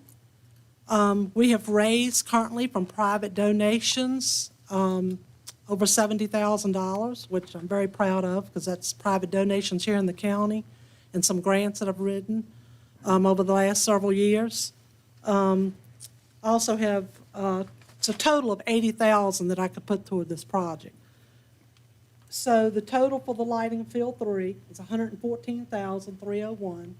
This is LED lighting, which is a little bit more expensive than the fields 1 and 2 we have, because that's what they're moving to the future. It hopefully will bring the cost of the lighting of the fields down too when they're burning lights at night. These lights have a 25-year warranty on poles and all lighting systems, so that's pretty remarkable. You don't get too many companies that back their product, but Musco has been wonderful to work with. Knock on wood, we have never had one problem on fields 1 or 2. If we have, I've called them up and they're like, we'll take care of it, no problem. Those also had a 25-year warranty on those as well. But I've discussed this with Ms. Adams, and she said that would leave a remaining $34,301 that we would need, and she said there would be available funds in the capital improvements if you felt that you could do that. But I really would like that project to move forward this spring. They play ball at that community park. A lot of people think ball season lasts 6 weeks. They start in February and they go until November, usually close to Thanksgiving. So that park is only not utilized December, January, and they start back in February. So it gets a tremendous amount of use. And if you go up there at nighttime right now, there's nothing, every night it's 400 to 500 people. And that doesn't include the children that are playing. So it is heavily, heavily used. So I'd like you to consider that and let me know your thoughts. If you have any questions, I'll be glad to answer those. That number's 34,301. Yes, sir. Any questions? That's what we're lacking. Mr. Adams. If I might ask, Mrs. Adams a question. It is covered our capital fund that we have for that. Question 1, I think it's about 400,000. Would it come out of this year, or would this be budgeted next year? It's included in this year's budget. To date, we currently have $480,000 in our capital projects budget that's already been appropriated last July. So it would not be, That's this year's budget. that's the current year, yes. If we gave her the 33, then it would come out of this year's, it would not be in next year's budget, is that correct? That's correct. Thank you. If we do, if I might Go ahead, down, Stan. if we do this, I keep hearing an undercurrent that the girls don't think they're being treated fair. Sometimes I'm told they're happy, they're playing in Spell Springs, but we're gonna do this field, and I think the girls team ought to have priority on it, first thing. Just me. On that particular field, Field 3, We're gonna light a field. uh-huh. They need that, I would think that they should have priority on it. If they didn't want to use it, then it's available. If not, Yeah, all the girls, Spout Springs, they're part of the Appomattox Youth Sports, but all the girls currently play at Spout Spring Rueton Club. None of the boys play up there, it's just the way it's been over the years. But there are times when they need additional practice fields or playing fields. But they do come down and use it, and we've actually had right many girls' tournaments they will call and ask if they can have tournaments because we have a nicer concession stand and more parking available. And they have come over the years and had their tournaments in the park. So they're more than welcome to use it at any time. So you're gonna look into this? Yes, I can check with the president of the youth sports, Lee Scruggs. Any other questions? Mr. Chairman, Mr. Abbott? since it's gonna come out of not next year's budget, this budget and our capital, could I move that we appropriate it out of this year's budget, out of the $480,000 we have in this year's budget, and that Ann report back to us on a priority for female use of the girls' team? Yes. You wanna make that form of motion?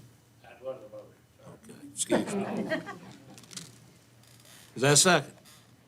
Mr. Carter, Ms. Abbott? may I speak? Yes, ma'am. A point of clarification, you would just need to approve the project. The funds have already been appropriated in the budget. Right, okay, that 400,000. Okay, so we need to take into action Approve this project. that 34,000. Well, just approve this project Project, okay. with that. Appropriated it, you're saying that it's already appropriated, we just need to approve it, so you can take it out of the fund. Yes, sir. So the motion been duly made, is that second? Second, Mr. Chairman. Further discussion? Mr. Chairman, Mr. I Hope. just have another question for Ann while she's here.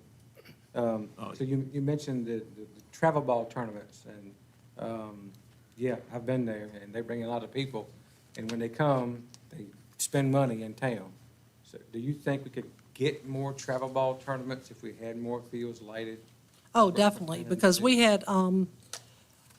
had several of the youth have been working with teams out of North Carolina, actually all around, Virginia Beach, North Carolina, Roanoke, and that's where some of that 70,000 came from. When they would bring these girls' tournaments in, they rent our fields for $125 a day, and they also pay for use of lights. And the youth association would, of course, run the concession stand, which brought in money. And we would take that money and put it back in this account to hopefully light Field 4 in the future. So we constantly just turn the money over, but it would definitely help with tournaments. Because when they come in, it's nothing for them to bring 15 or 25 teams. And they usually, Dana told me, when we were running like 4 to 6 a year, they would fill up our hotel. And then they would be at all the restaurants afterwards. Of course, we didn't have any in 20 due to COVID, but they'll be back. Mr. Hope? Yeah, I just think it's a good idea. I think it's an investment in economic development, because the more fields you have lighted, the more teams they can invite to play, the more often they will come, the more money they will spend here. So I look at it as an economic development tool. Further discussion? Mr. Chairman. Over what Mr. length Hill. of time did you raise that 70? I'll have to look at my receipt book tomorrow, but we actually did the same thing with fields 1 and 2. And I would say it hadn't been that long of a period, probably in the last 3 to 4 or 5 years. I write a Walter Payne grant that we get funding from every October. And last year, we got $9,000 in October. And I've written one for this year. And so we're hoping for some more funds to come back in. But we're fortunate to get grant money from Walmart, from the Walter Payne grant. I have some private donators in town. Every year, they sell stock. They send me a $1,000 check. They said, put it toward the lighting project. So we have some wonderful community people that just send me cash checks every year, sell stock, or they just want to be a part of the community and help the youth. So we're very It's wonderful seeing fortunate. people step up to the plate. Yeah. Mr. Carter. Ms. Adams? Also, there was an internal loan for Field 2, the lighting of Field 2, where her fund was reimbursing the county $10,000 annually. And that was paid off last year, wasn't it? Yeah. Yeah. All right. Yeah. Any other discussion? Have a roll call vote, Mr. Hinkle. Aye. Excuse me. Mr. Hips. Aye. Mr. Abbott. Mr. Hope. I also vote aye. Thank you, Ms. Dixon. Thank you very much, and I'm sure the youth will be tickled to death. Next, we have Mrs. Dana Harvey, Library Director. Diana, excuse me. Welcome. Evening to you all. I just have a very brief request from the library that I wanted to present to you and then answer any questions you might have about it. So the request is that you appropriate an additional $8,000 to the library's 2021 budget. So the purpose for this request is to cover loss of income that we saw due to the COVID-19 pandemic. If we go back through the library's previous budgets and revenue, I've gone back to 2014, and we averaged generally about $14,000 in income. This year, we've just gotten up over 5. We were really hoping that that number was going to be a lot higher as things opened back up, but it just wasn't. So the $8,000 that I'm asking is going to do just that. It's going to make up the difference in the lost revenue. Did you all have any questions? Well, I'm sure this is due to COVID.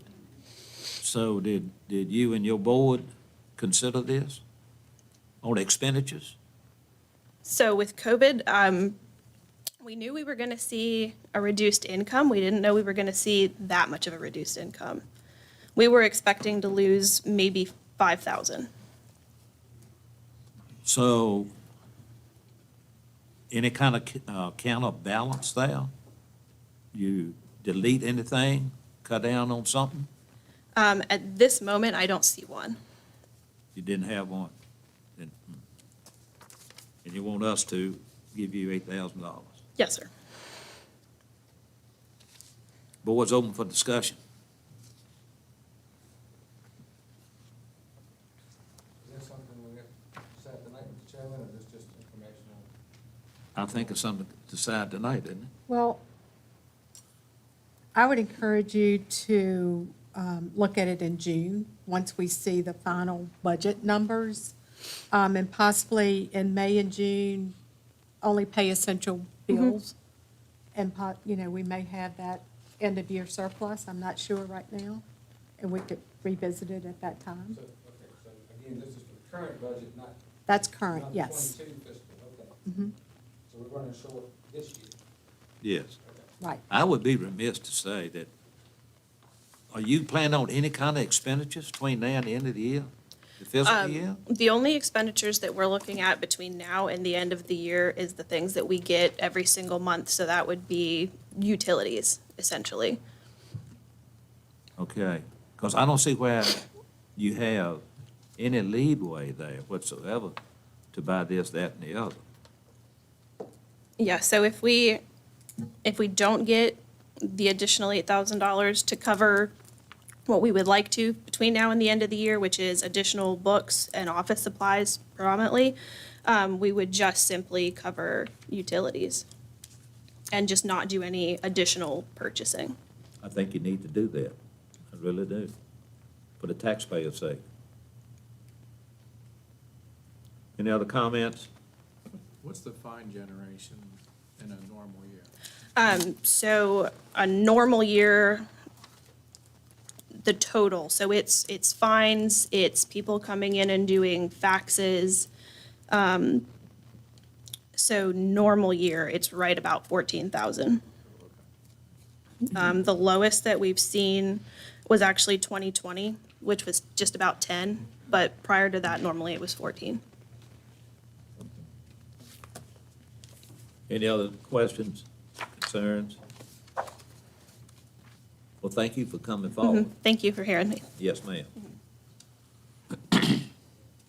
Next, Mrs. Patricia Morton, Registrar. Welcome, ma'am. Thank you. I'm not here to talk about money for once.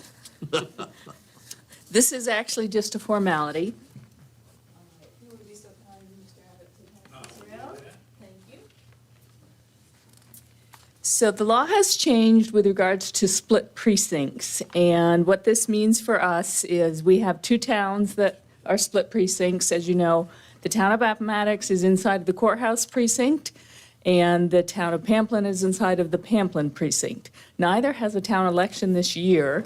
However, to comply with the new law, we need to have a waiver so that the split precincts are accepted by the State Board of Elections.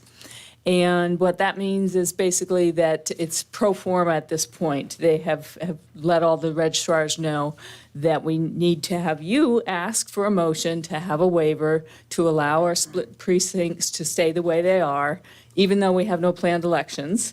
It's basically to cover yourself so that if there was a special election for either town, we would not be in trouble with split precincts. Basically, the state is trying to avoid having multiple ballots in a precinct in the future, and we will address this as best we can with redistricting, which is probably going to happen the end of this year or early next year, as you know, because the census data is so late. And maybe we will change Appomattox Town. We have a problem with Pamplin in any case because it covers 2 counties.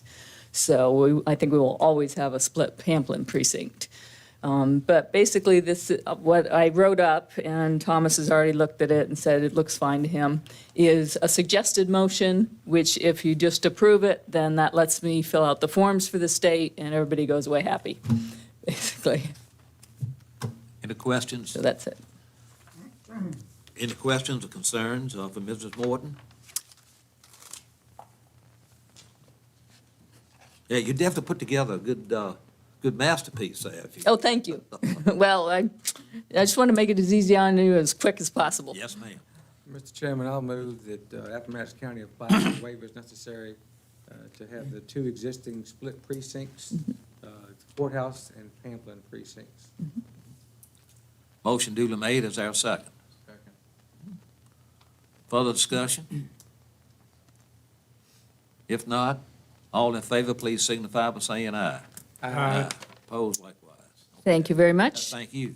And then, Ms. Adams, the only thing I need is official board minutes that have this waiver request, and then I can put in the information to the state. Okay. Is there a deadline on that? I think they want it certainly by the end of June, but the sooner the better. So, all right. Thank you very much. Thank you. Next, we have Mr. Jeff Shepherd. Welcome, sir.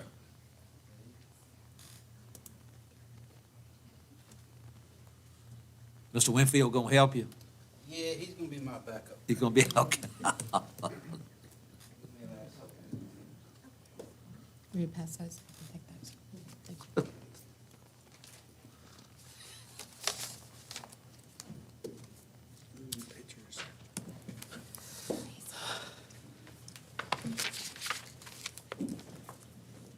Go ahead. Well, from the last, 2 board meetings back, there was a question asked about the current generator that we have that is providing power for the 911 building and the courthouse. So to start off, we did a load bank test, which basically is a performance test of the generator, what it can do, the condition of it. So at the end of the test, the generator is basically acting as if it's a brand-new generator. It's not losing any power. Horsepower-wise, it's staying right where it needs to be. Amperage-wise, it's staying right where it needs to be. There's a graph on the second page that shows the performance of the generator. The 911 center, on a winter day with the heat on, we're drawing about 75 amps of power off the generator, which is only running about 30% of the generator power. If Bobby has a problem with the generator fails to start within 15 or 20 minutes, of course, his battery backup will be consumed. At that point, if the generator starts, it'll draw another 75 amps of power from the generator, which now we're at to 150. But according to the graph, according to the performance of the generator, we have no power loss at all for the 911 center. And also, at the same time, we have a 35 amp draw, which runs lights, receptacles in the courthouse, and both actions going on at the same time. The generator takes full responsibility. We lose no power at all, either way, off of this generator. Another thing we're going to do with the courthouse side of the generator is we're going to put an auxiliary circuit in to maintain heat within the courthouse on the coldest days in the winter if we would lose power. It's just a matter of 2 blower fans, a pump, to keep the water circulating throughout the courthouse, to keep us above freezing, so we don't have no chance of a sprinkler pipe freezing or a water line freezing, just to give a little bit of heat into the courthouse. Use the same generator we have intact right now, and we're good to go. Then we move on to the big question. Sheriff's Office new generator. We've done a lot of research, a lot of amp draws, a lot of questions, a lot of theory. What's the best plan? What's the best move? And we've contacted Cummins Atlantic, which is who has their generator now on site, and contacted with them, and we're looking at like a 125 amp generator to run the sheriff's office nonstop. If the power goes off, they won't know no different. Everything keeps running. All the heat, all the air, all their lights. It's just like nothing ever happened. As you can see coming down through there, you can see the price of the generator. And then you'll see our cost of, approximate cost of an install. And then, we're looking at 16, 18 weeks of delivery time. If the board decides to go that way, that's a non-turnkey, non-stop generator, just like we have today. They won't know the difference. Pages through there, it explains the generator, what it consists of. You'll see a picture there at the back of the jail. We moved the generator as close as possible to the jail. There in the yard where I have the picture of the paint on the grass, to keep the overall cost down and what it would cost to install this generator. As you can see, the cost to install is more than what the generator cost is, just because of the price of cabling, conduit. It's a job to put this generator in.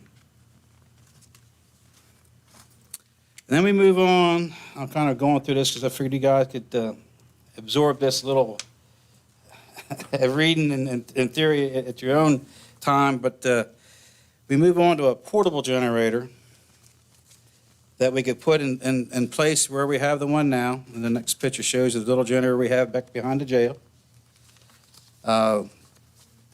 This generator would have to be hooked into its own breaker panel, its own transfer switch. It's in the jail right now, well, the sheriff's office, we have a total of 5 different breaker panels.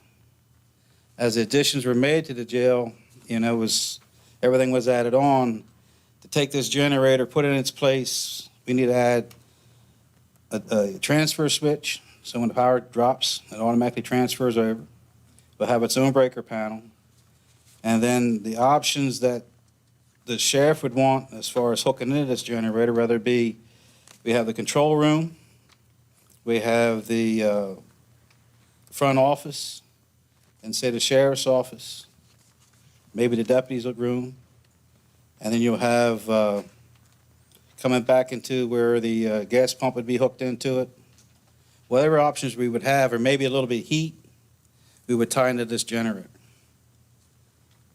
And of course, the cost is a whole lot less, but it would be a smaller standby generator, automatic transfer over when the power would be lost. They would not have heat as far as the HVAC system we have today, or air, but we could at some point give them some type of a smaller heater source just to get some heat into that office area. But again, it's a cost. It's not like hooking into your house where you can go in there and break your main panel out, tie into the breaker panel, and tie into the generator. We got 4 different sources of power throughout the sheriff's office that we have to draw from. The generator that's there now, on the very last page, there's a little breaker panel that's tied into it. It's just it shows a kitchen, it shows a clothes washer, it shows, the very basics. Right now, if the generator if the power would fail today, y'all asked me to come up with a backup situation, especially for the magistrate's office and stuff like that. Dealing with the waste department down here at the landfill, I can borrow a generator from him, I bought about $1,200 worth of accessories, which is 2 cords to tie into the generator, which comes into a spider box, which I can plug extension cords into that has overload protection. Or run a cord back to the magistrate's office. I can run a cord up front to catch their server in the front office. I can tap into the control room for the radio control, but that's just a temporary emergency situation. All that utility work right there can be bundled up. If we need it down at the community center, if we need it at the park, I can gather all those utilities up and carry them with me and set up again somewhere else. But what we need to do as far as maintenance and the board is, are we going to go with a complete house generator? Are we going to go with a standby smaller generator? We're just going to do the basic utilities as far as power and a fuel pump. It's just, there's 2 options there that I just don't know where we want to be. Mr. Hack. The old generator that's had 6 set up, Yes, sir. and the one, I talked to him today about this.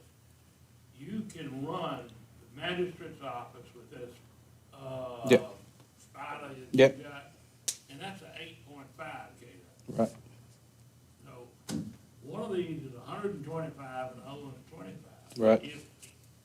Well, I guess I ought to ask first, how many days have the sheriff been with their power the last several years? I know of 4 since I've been here, this ice storm. As long as you can plug that auxiliary generator in, and if I remember what the sheriff wanted was that magistrate office, they were worried about it because they had a commitment or something, they needed that. Looks like to me, you've got a pretty good plan with that temporary generator right now, rather than us coming up off of this much money for these 2 generators. That's just my opinion. Mr. Chairman, Mr. Hinkle. and I'm having trouble wrapping my thing around here because I got a 22K generator that runs 2 200-amp panels, runs my whole house, heating and everything. And I've got half of what here is into it, and I'm having wrapped my brain about why the cost difference. The problem with the cost difference is the install. The amount of labor and the amount of cabling that has to be run to catch all this and bring it back out to the main panel is what the cost is. I mean, the cabling prices is astronomically crazy. Conduit prices are crazy right now. I mean, you could take that cost and cut it in half, and that'd be what the generator cost would be. The 25K is $300 more than what a 22 is. So why not get that extra bump? You know what I'm saying?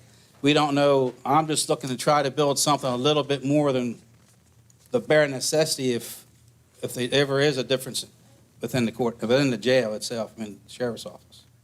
I don't know exactly how much they want to do as far as lighting inside the sheriff's office. I mean, I can't use the same panel now because of modifications in the sheriff's office has changed here in the last year. But we can do it with the standby generator, or we can go and put something smaller generator, a permanent smaller generator in. It's just all where we want to be. Can we operate effectively with the smaller generator? Order. You can operate, but it's not, yeah, you can operate, but it won't be as convenient, I should say it that way. And, yeah, Mr. Dad. If I remember when we talked with the sheriff, that he has asset forfeiture funds of $21,000. I hope whatever we do, we stay within that price. Right. And how we do it, I don't know, but we've got to, with Mr. Hinkle, I looked at my house, I didn't put it in, but I looked into it, and I have the same thing he has, and it was, not near this expensive.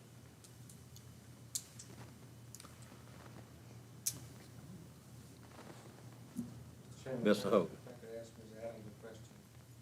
Do we have any idea yet on what the new COVID money may or may not pay for? We've got a very generic description, and it does talk about infrastructure improvements or modernization. It also speaks to ventilation systems, sanitation systems.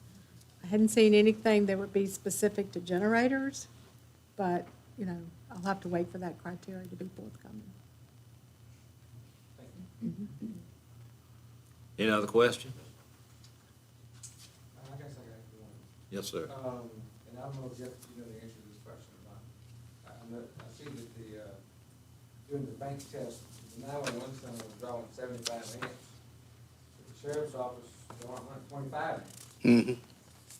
I would think that the 911 center would have more electronics and more stuff It's, going on. You got any idea why that one has more amps going? It's the amount of the heating and air, HVAC units on the roof.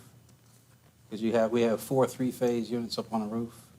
And we have a hot water heater down there that's burning, it's a 3-phase hot water heater that's burning all the amperage right now. I'm taking all the drawings that we took was the way that the sheriff's office is being ran as of right now, is what we came up with our numbers.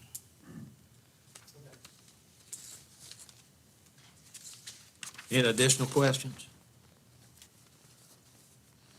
Well, you put together a good report. I try to get you all the answers that you all wanted. It's what we do with it from here on out is. Yes, sir. Well, we'll digest what you put together, and we'll collectively talk about right. it. Thank you. Thank you, Jeff. Okay, next is the school appropriation request. Attached for the board's review is a letter from Dr. Bennett, superintendent, requesting the board's consideration to reappropriate $52,919.06 to the school capital improvement fund. The reimbursement was received from Lynchburg City Schools for overpayment of Laurel School Program tuition for the 2019-2020 school year. Discussion? Mr. Chairman. Mr. Hogan.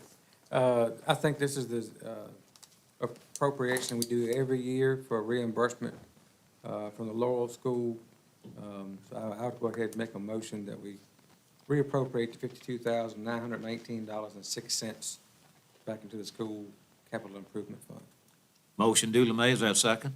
Second. I will second it. I would say this is right, it is. And I think the capital, while this is actually county money, I think putting it, same thing as the surplus, is that we put it over into that capital, and the capital account. But I second that motion. Discussion? Have a roll call vote. Mr. Hinkle? Aye. Mr. Hips? Mr. Abbott? Mr. Ogen? Aye. I also vote aye. FY 2022 budget approval. After being duly advertised, a public hearing was held on Monday, April 29th, 2021, to receive public comment on the proposed FY 2022 consolidated county, school, and social service budgets. And at that point in time, there were no comments received. Okay, gentlemen, floor is open for discussion. Did I hear Ms. Adams that you needed to give us a bottom line figure? I thought that's what she said. This is the bottom line figure. This right here is the Yes. bottom line, Yes. okay? Benji made no changes during the work session. Motion made, is there a second? Second. Further discussion? We'll have a roll call vote. Mr. Hinkle? Aye. Mr. Hips? Mr. Abbott? Mr. Hogan? Aye. I also vote aye. Next is the FY 2022 tax levy resolution. After being duly advertised, a public hearing was held on Monday, April 19th, 2021, to receive public comments on the proposed FY budget and tax levies. The board did not propose an increase in the FY 22 tax levy. Comments? Concerns? Is there a motion then to adopt the tax levy resolution? So moved. Is there a second? Second. Further discussion? Mr. Hinkle? Aye. Mr. Hibbs? Aye. Mr. Abbott? Mr. Hogan? Aye. I also vote aye. Next is resolution for personal property tax relief program in accordance with requirements of set forth in the Code of Virginia for the personal property tax relief program. Qualifying vehicles sit used within the county commencing January 1, 2012 shall receive personal property tax relief. The 2021 PPTR rate is 26.50%. For personal use vehicles valued at $1,000 to $20,000. Discussion? So moved, Mr. Chairman. Is that a second? Second. Any discussion? If not, roll call vote. Mr. Hinkle? Aye. Mr. Hibbs? Mr. Abbott? Aye. Mr. Hogan? Aye. I also vote aye. Okay, next, gentlemen, special permit event application request from Michael P. Thomas for a Foxhound Showdown on June the 12th, 2021. This is a 5K obstacle course race, which will consist of 15 to 20 obstacles. The event will be held at the Hollywood Fox Preserve located at 5475 Hollywood Road, Appomattox. The application has been reviewed and approved by the Public Safety Director, Building Official, Sheriff, Zone Administrator, and County Administrator. Comments? Mr. Chairman, I have a question. Yes, sir. Mr. Abbott. Is this obstacle course for the fox, the dogs, or the pedestrians? Well, that's what, you're right. What is it? Does anybody know? Sounds like fun, whatever it is. So 5K is 6.2 miles, so I thought Mr. I would assume it's for the individuals. Ma'am, I would assume it's for the individuals. well, we need to find out, I guess. You don't want to find out? Mr. Rourke, you know anything about this? It's for the participants, the people. All right. Mr. Chairman, I make a motion to approve the special event permit. They Okay. can take their dog with them if they want. And also waiver the bond? Was that requested? Yes. Then yes, waive the bond. Motion duly made. Is there a second? Second. Discussion? All in favor, please signify by saying aye. Aye. Aye. Next is, we need to schedule a public hearing amendment to the Comprehensive Plan Growth Management section. Number Back up to 15, Mr. 15. Carter. Where, oh, excuse me. I'm trying to rush things for some Oh, no. reason. Attachment for the board's review is a special permit application from Frisco Display Fireworks LLC for the Appomattox 4th of July celebration.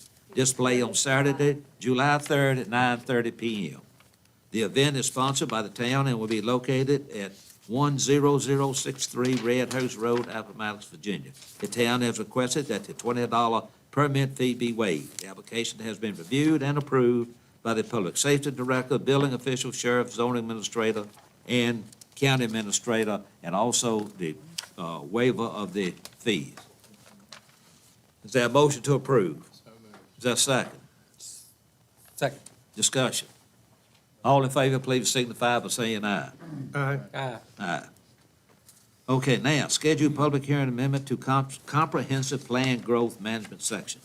So in lieu of me reading all this, Ms. Adams, you have a summary? Mr. Chairman. Ms. Abbott. This is the same thing came before us last year. It was passed on a 4-3 vote. And they are looking at redoing the whole comprehensive plan in the next 6 to 8 months, if I'm correct. Is that right?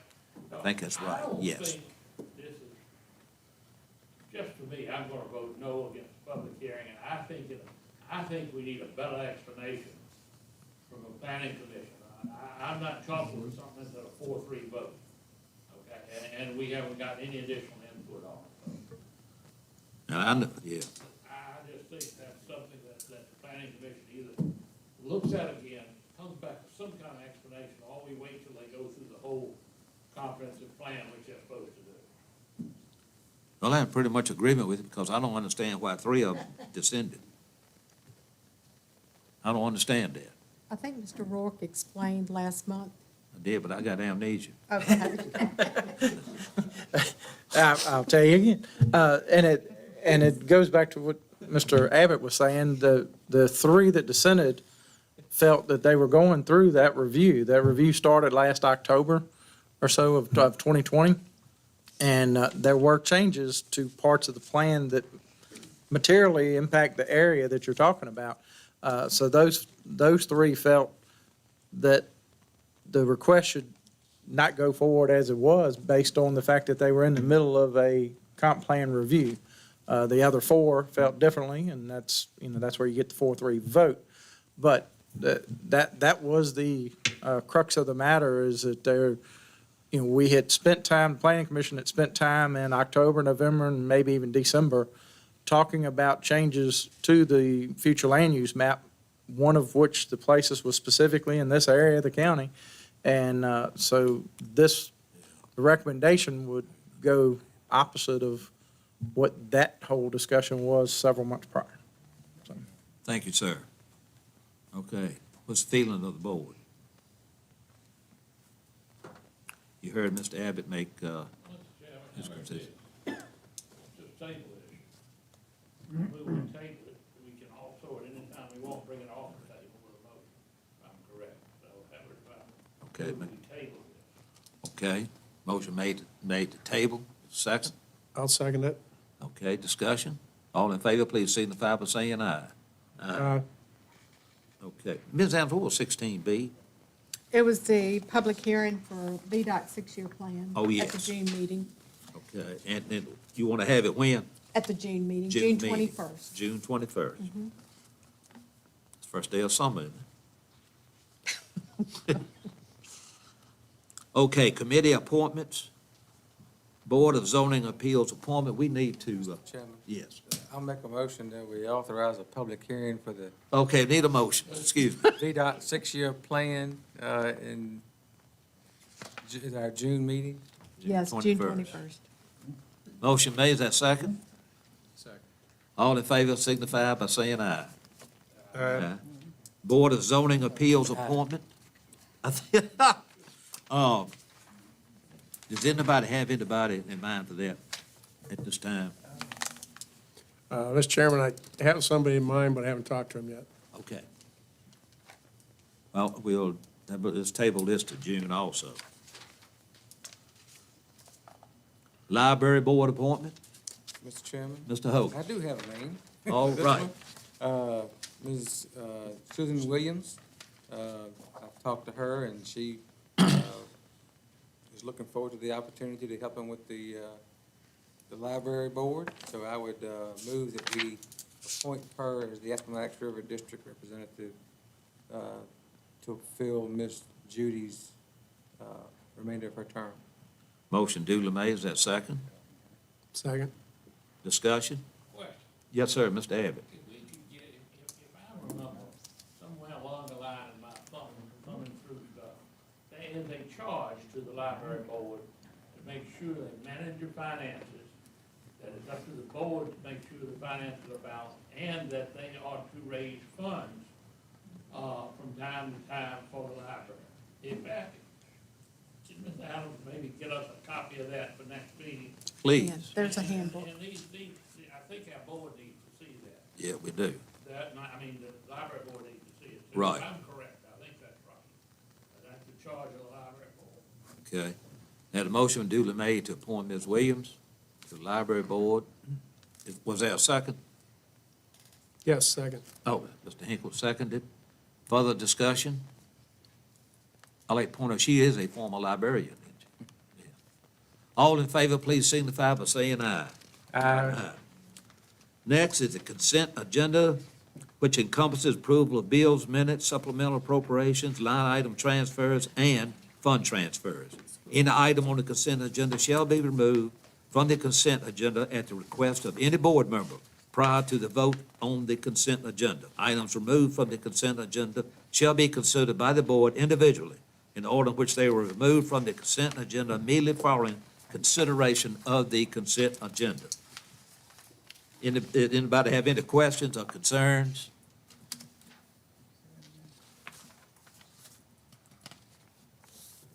Hearing none, is there a motion? Mr. Chairman, I make a motion we approve the consent agenda as presented. Motion duly made, is there a second? Second. And second. Discussion? Roll call vote. Mr. Hinkle. Aye. Mr. Hibbs. Mr. Abbott. Mr. Hogan. Aye. I also vote aye. All right, Mr. Latchdale. No, I have a bunch of items. Usually I say no report. Well, I love one of them. We'll go with the first one, litter fine ordinance. We currently do not have an anti-littering ordinance in place here in Appomattox. State law does allow us to put one in place where we can have a fine up to $2,500 and jail time up to 12 months for littering. The other thing that we can do is in our ordinance, have a presumption that the owner of the car is the one who threw the trash out. He or she's got to prove they weren't. So the officer doesn't have to, or even a citizen can swear out a warrant. So those are things that are allowed in state law.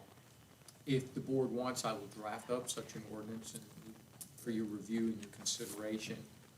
And you just need to let me know, do you want to go with the maximum fines? If you do want me to do that, do you want to go with like a first offense lesser fine, or, that's the only kind, and you don't really have to tell me that today, we can change it later, but, with that, does anybody have any questions on what we can do? I like to make a statement. The statement goes like this. I have received numerous phone calls from various citizens within the county. They've had visitors come in. What in the world did happen to Appomattox County? It's nothing but filled with litter. Some of these places that the citizens have identified, I went and visited, and I haven't seen such a darn mess in my life. I mean, there's no accountability of some citizens to throw this mess out. Now, taken for granted, it can be put in the back of a pickup truck and blow over. I understand that fully. But they ought to, when they do put it in the back of the truck, it ought to be secured.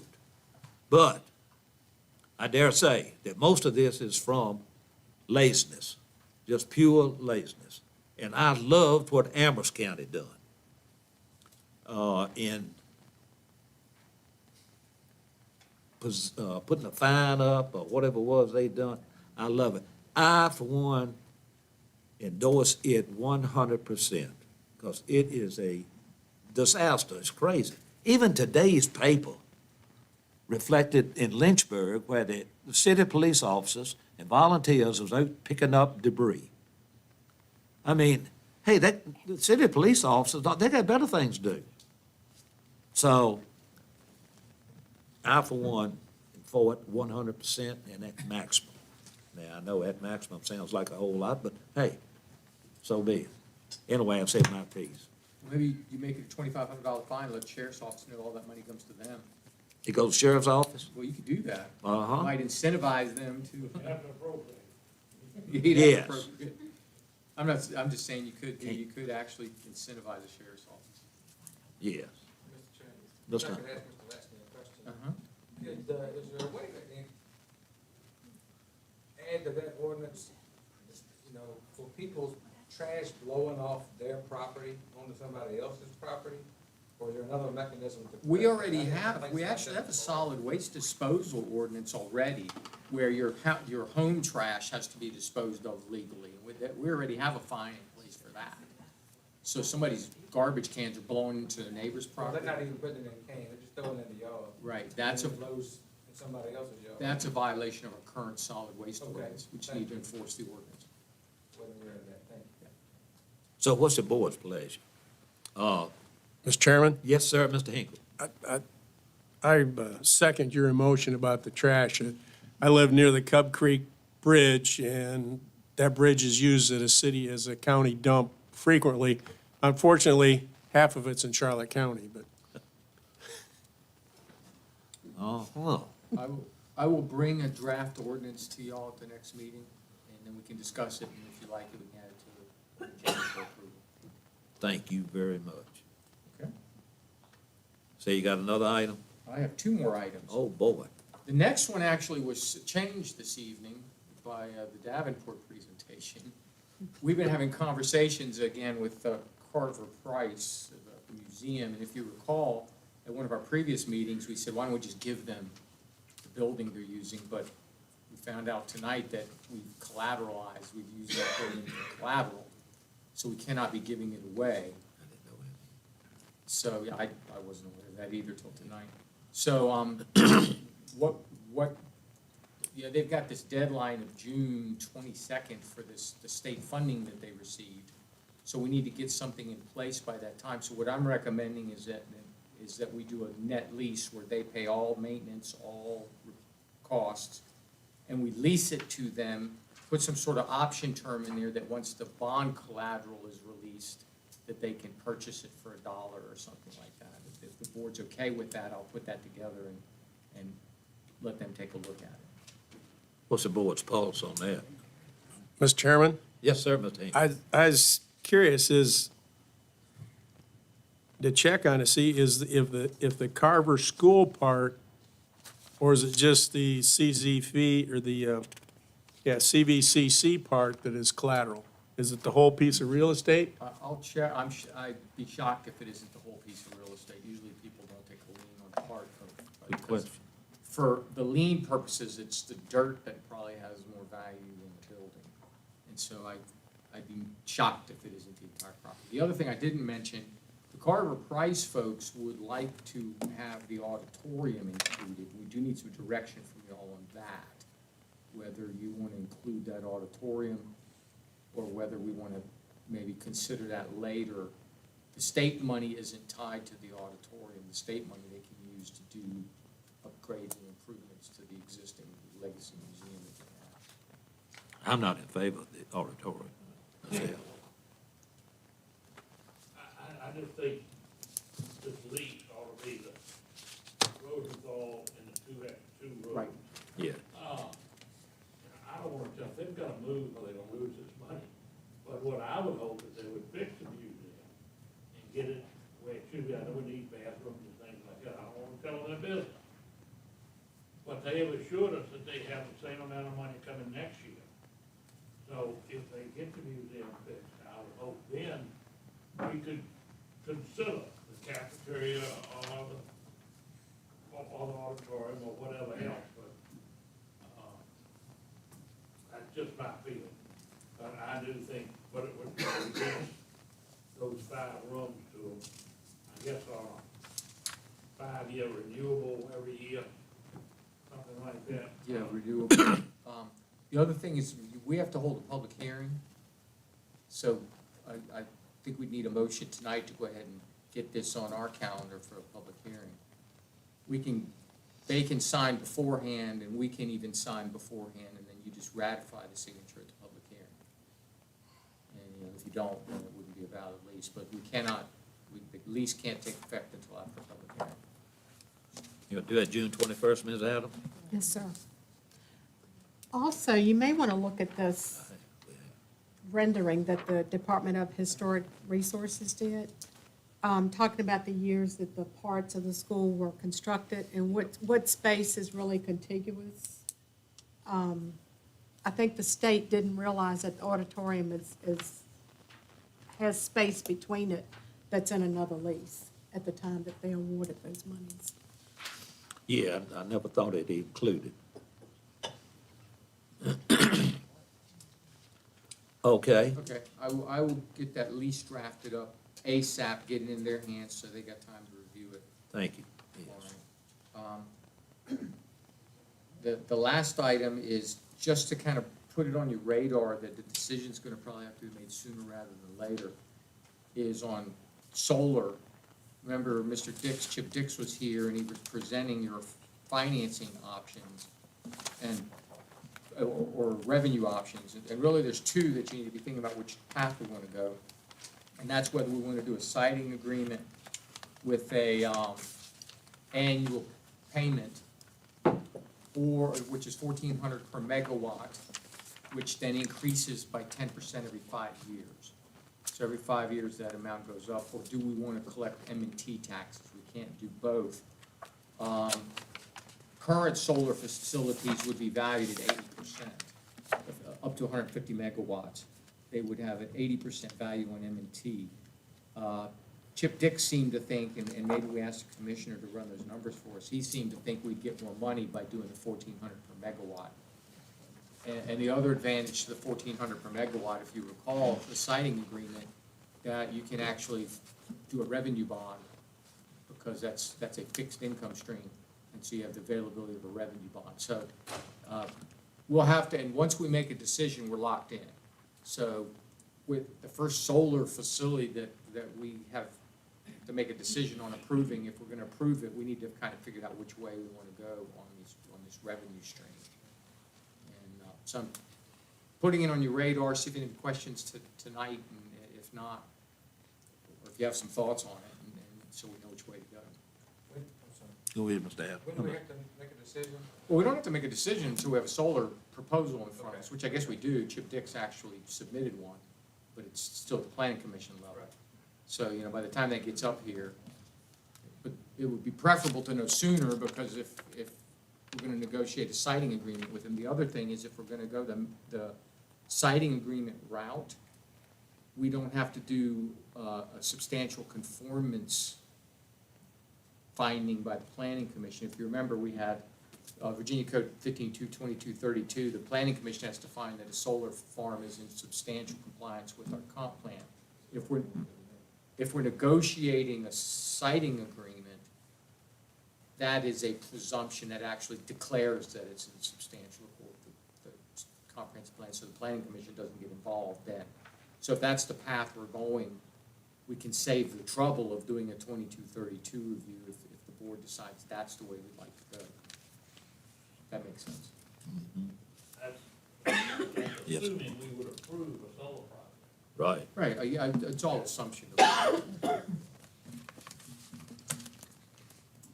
Okay. Is that it, Mr. Latchney? That is it. Good job. Ms. Adams?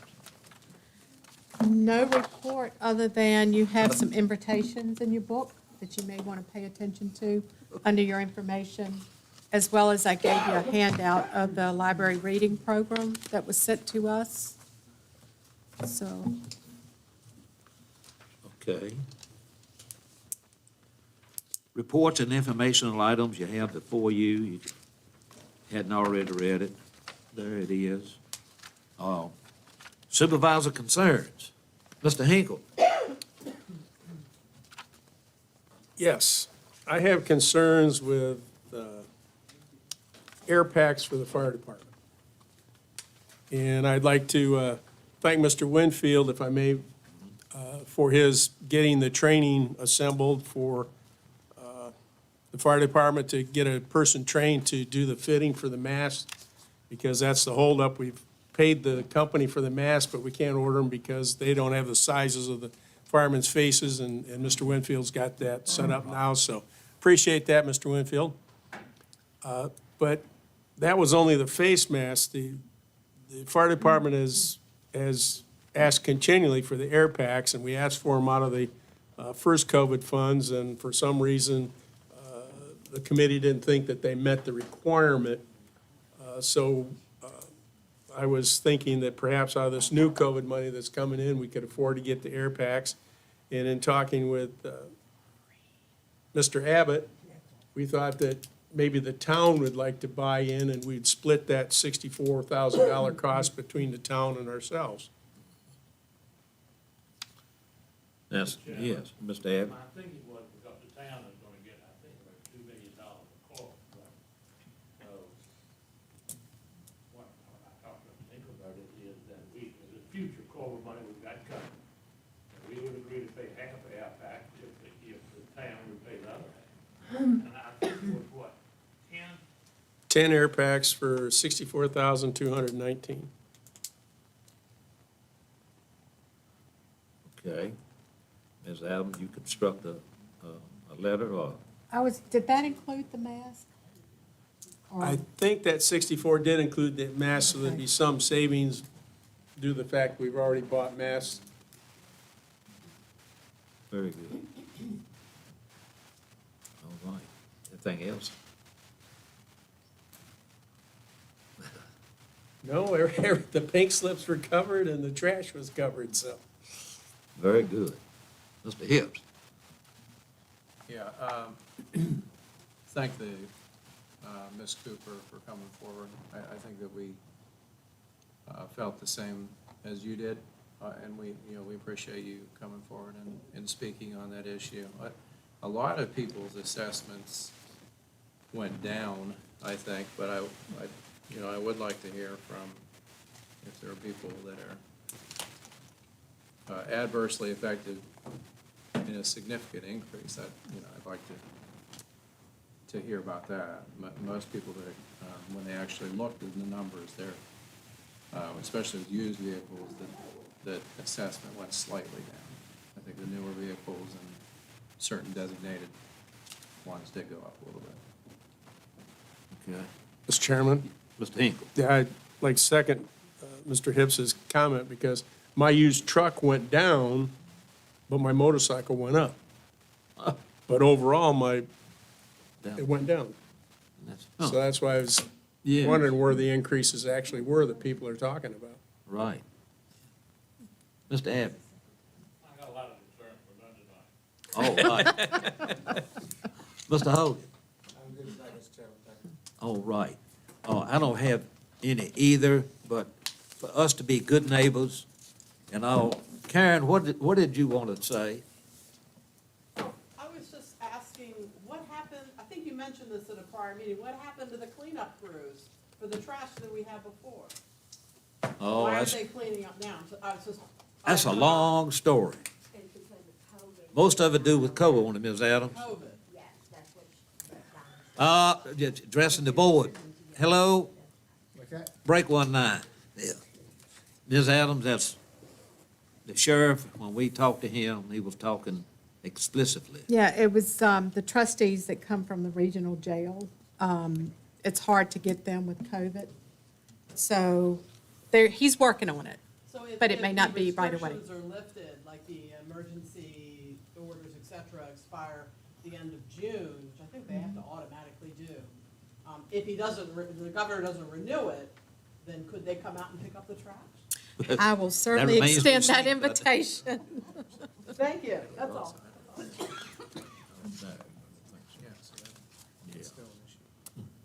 All right.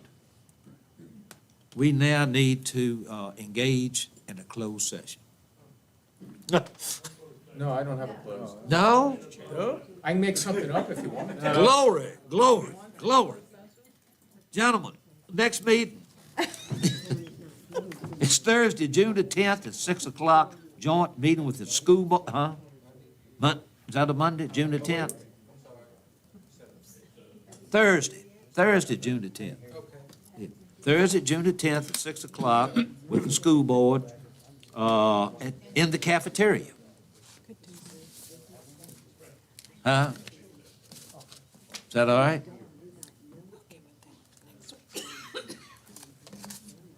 Is that all right? No, If it's the joint meeting with the school board? Yeah. It's on the calendar. If the board wishes not to, we would have to advertise that that meeting had been canceled. What's the board's pleasure? What's the purpose? It's on the advertised calendar. I think it was set up in January when the calendar, because the boards had decided they would try to meet twice a year. But since you had that special meeting, I'm not sure if this one would even be necessary. right now. Yeah. Yes. Get Ms. Adams to talk to Dr. Bennett, and if there's no agenda for the meeting, I would suggest we cancel it. Okay. Amen. That works for me. Amen, everybody. Okay, that sounds If there's good. something we need to talk about, then you gotta talk about it. Okay, after June the 10th, on that Thursday night, our next scheduled regular meeting is June the 21st at 6:30 bells. Now, Mr. Abbott,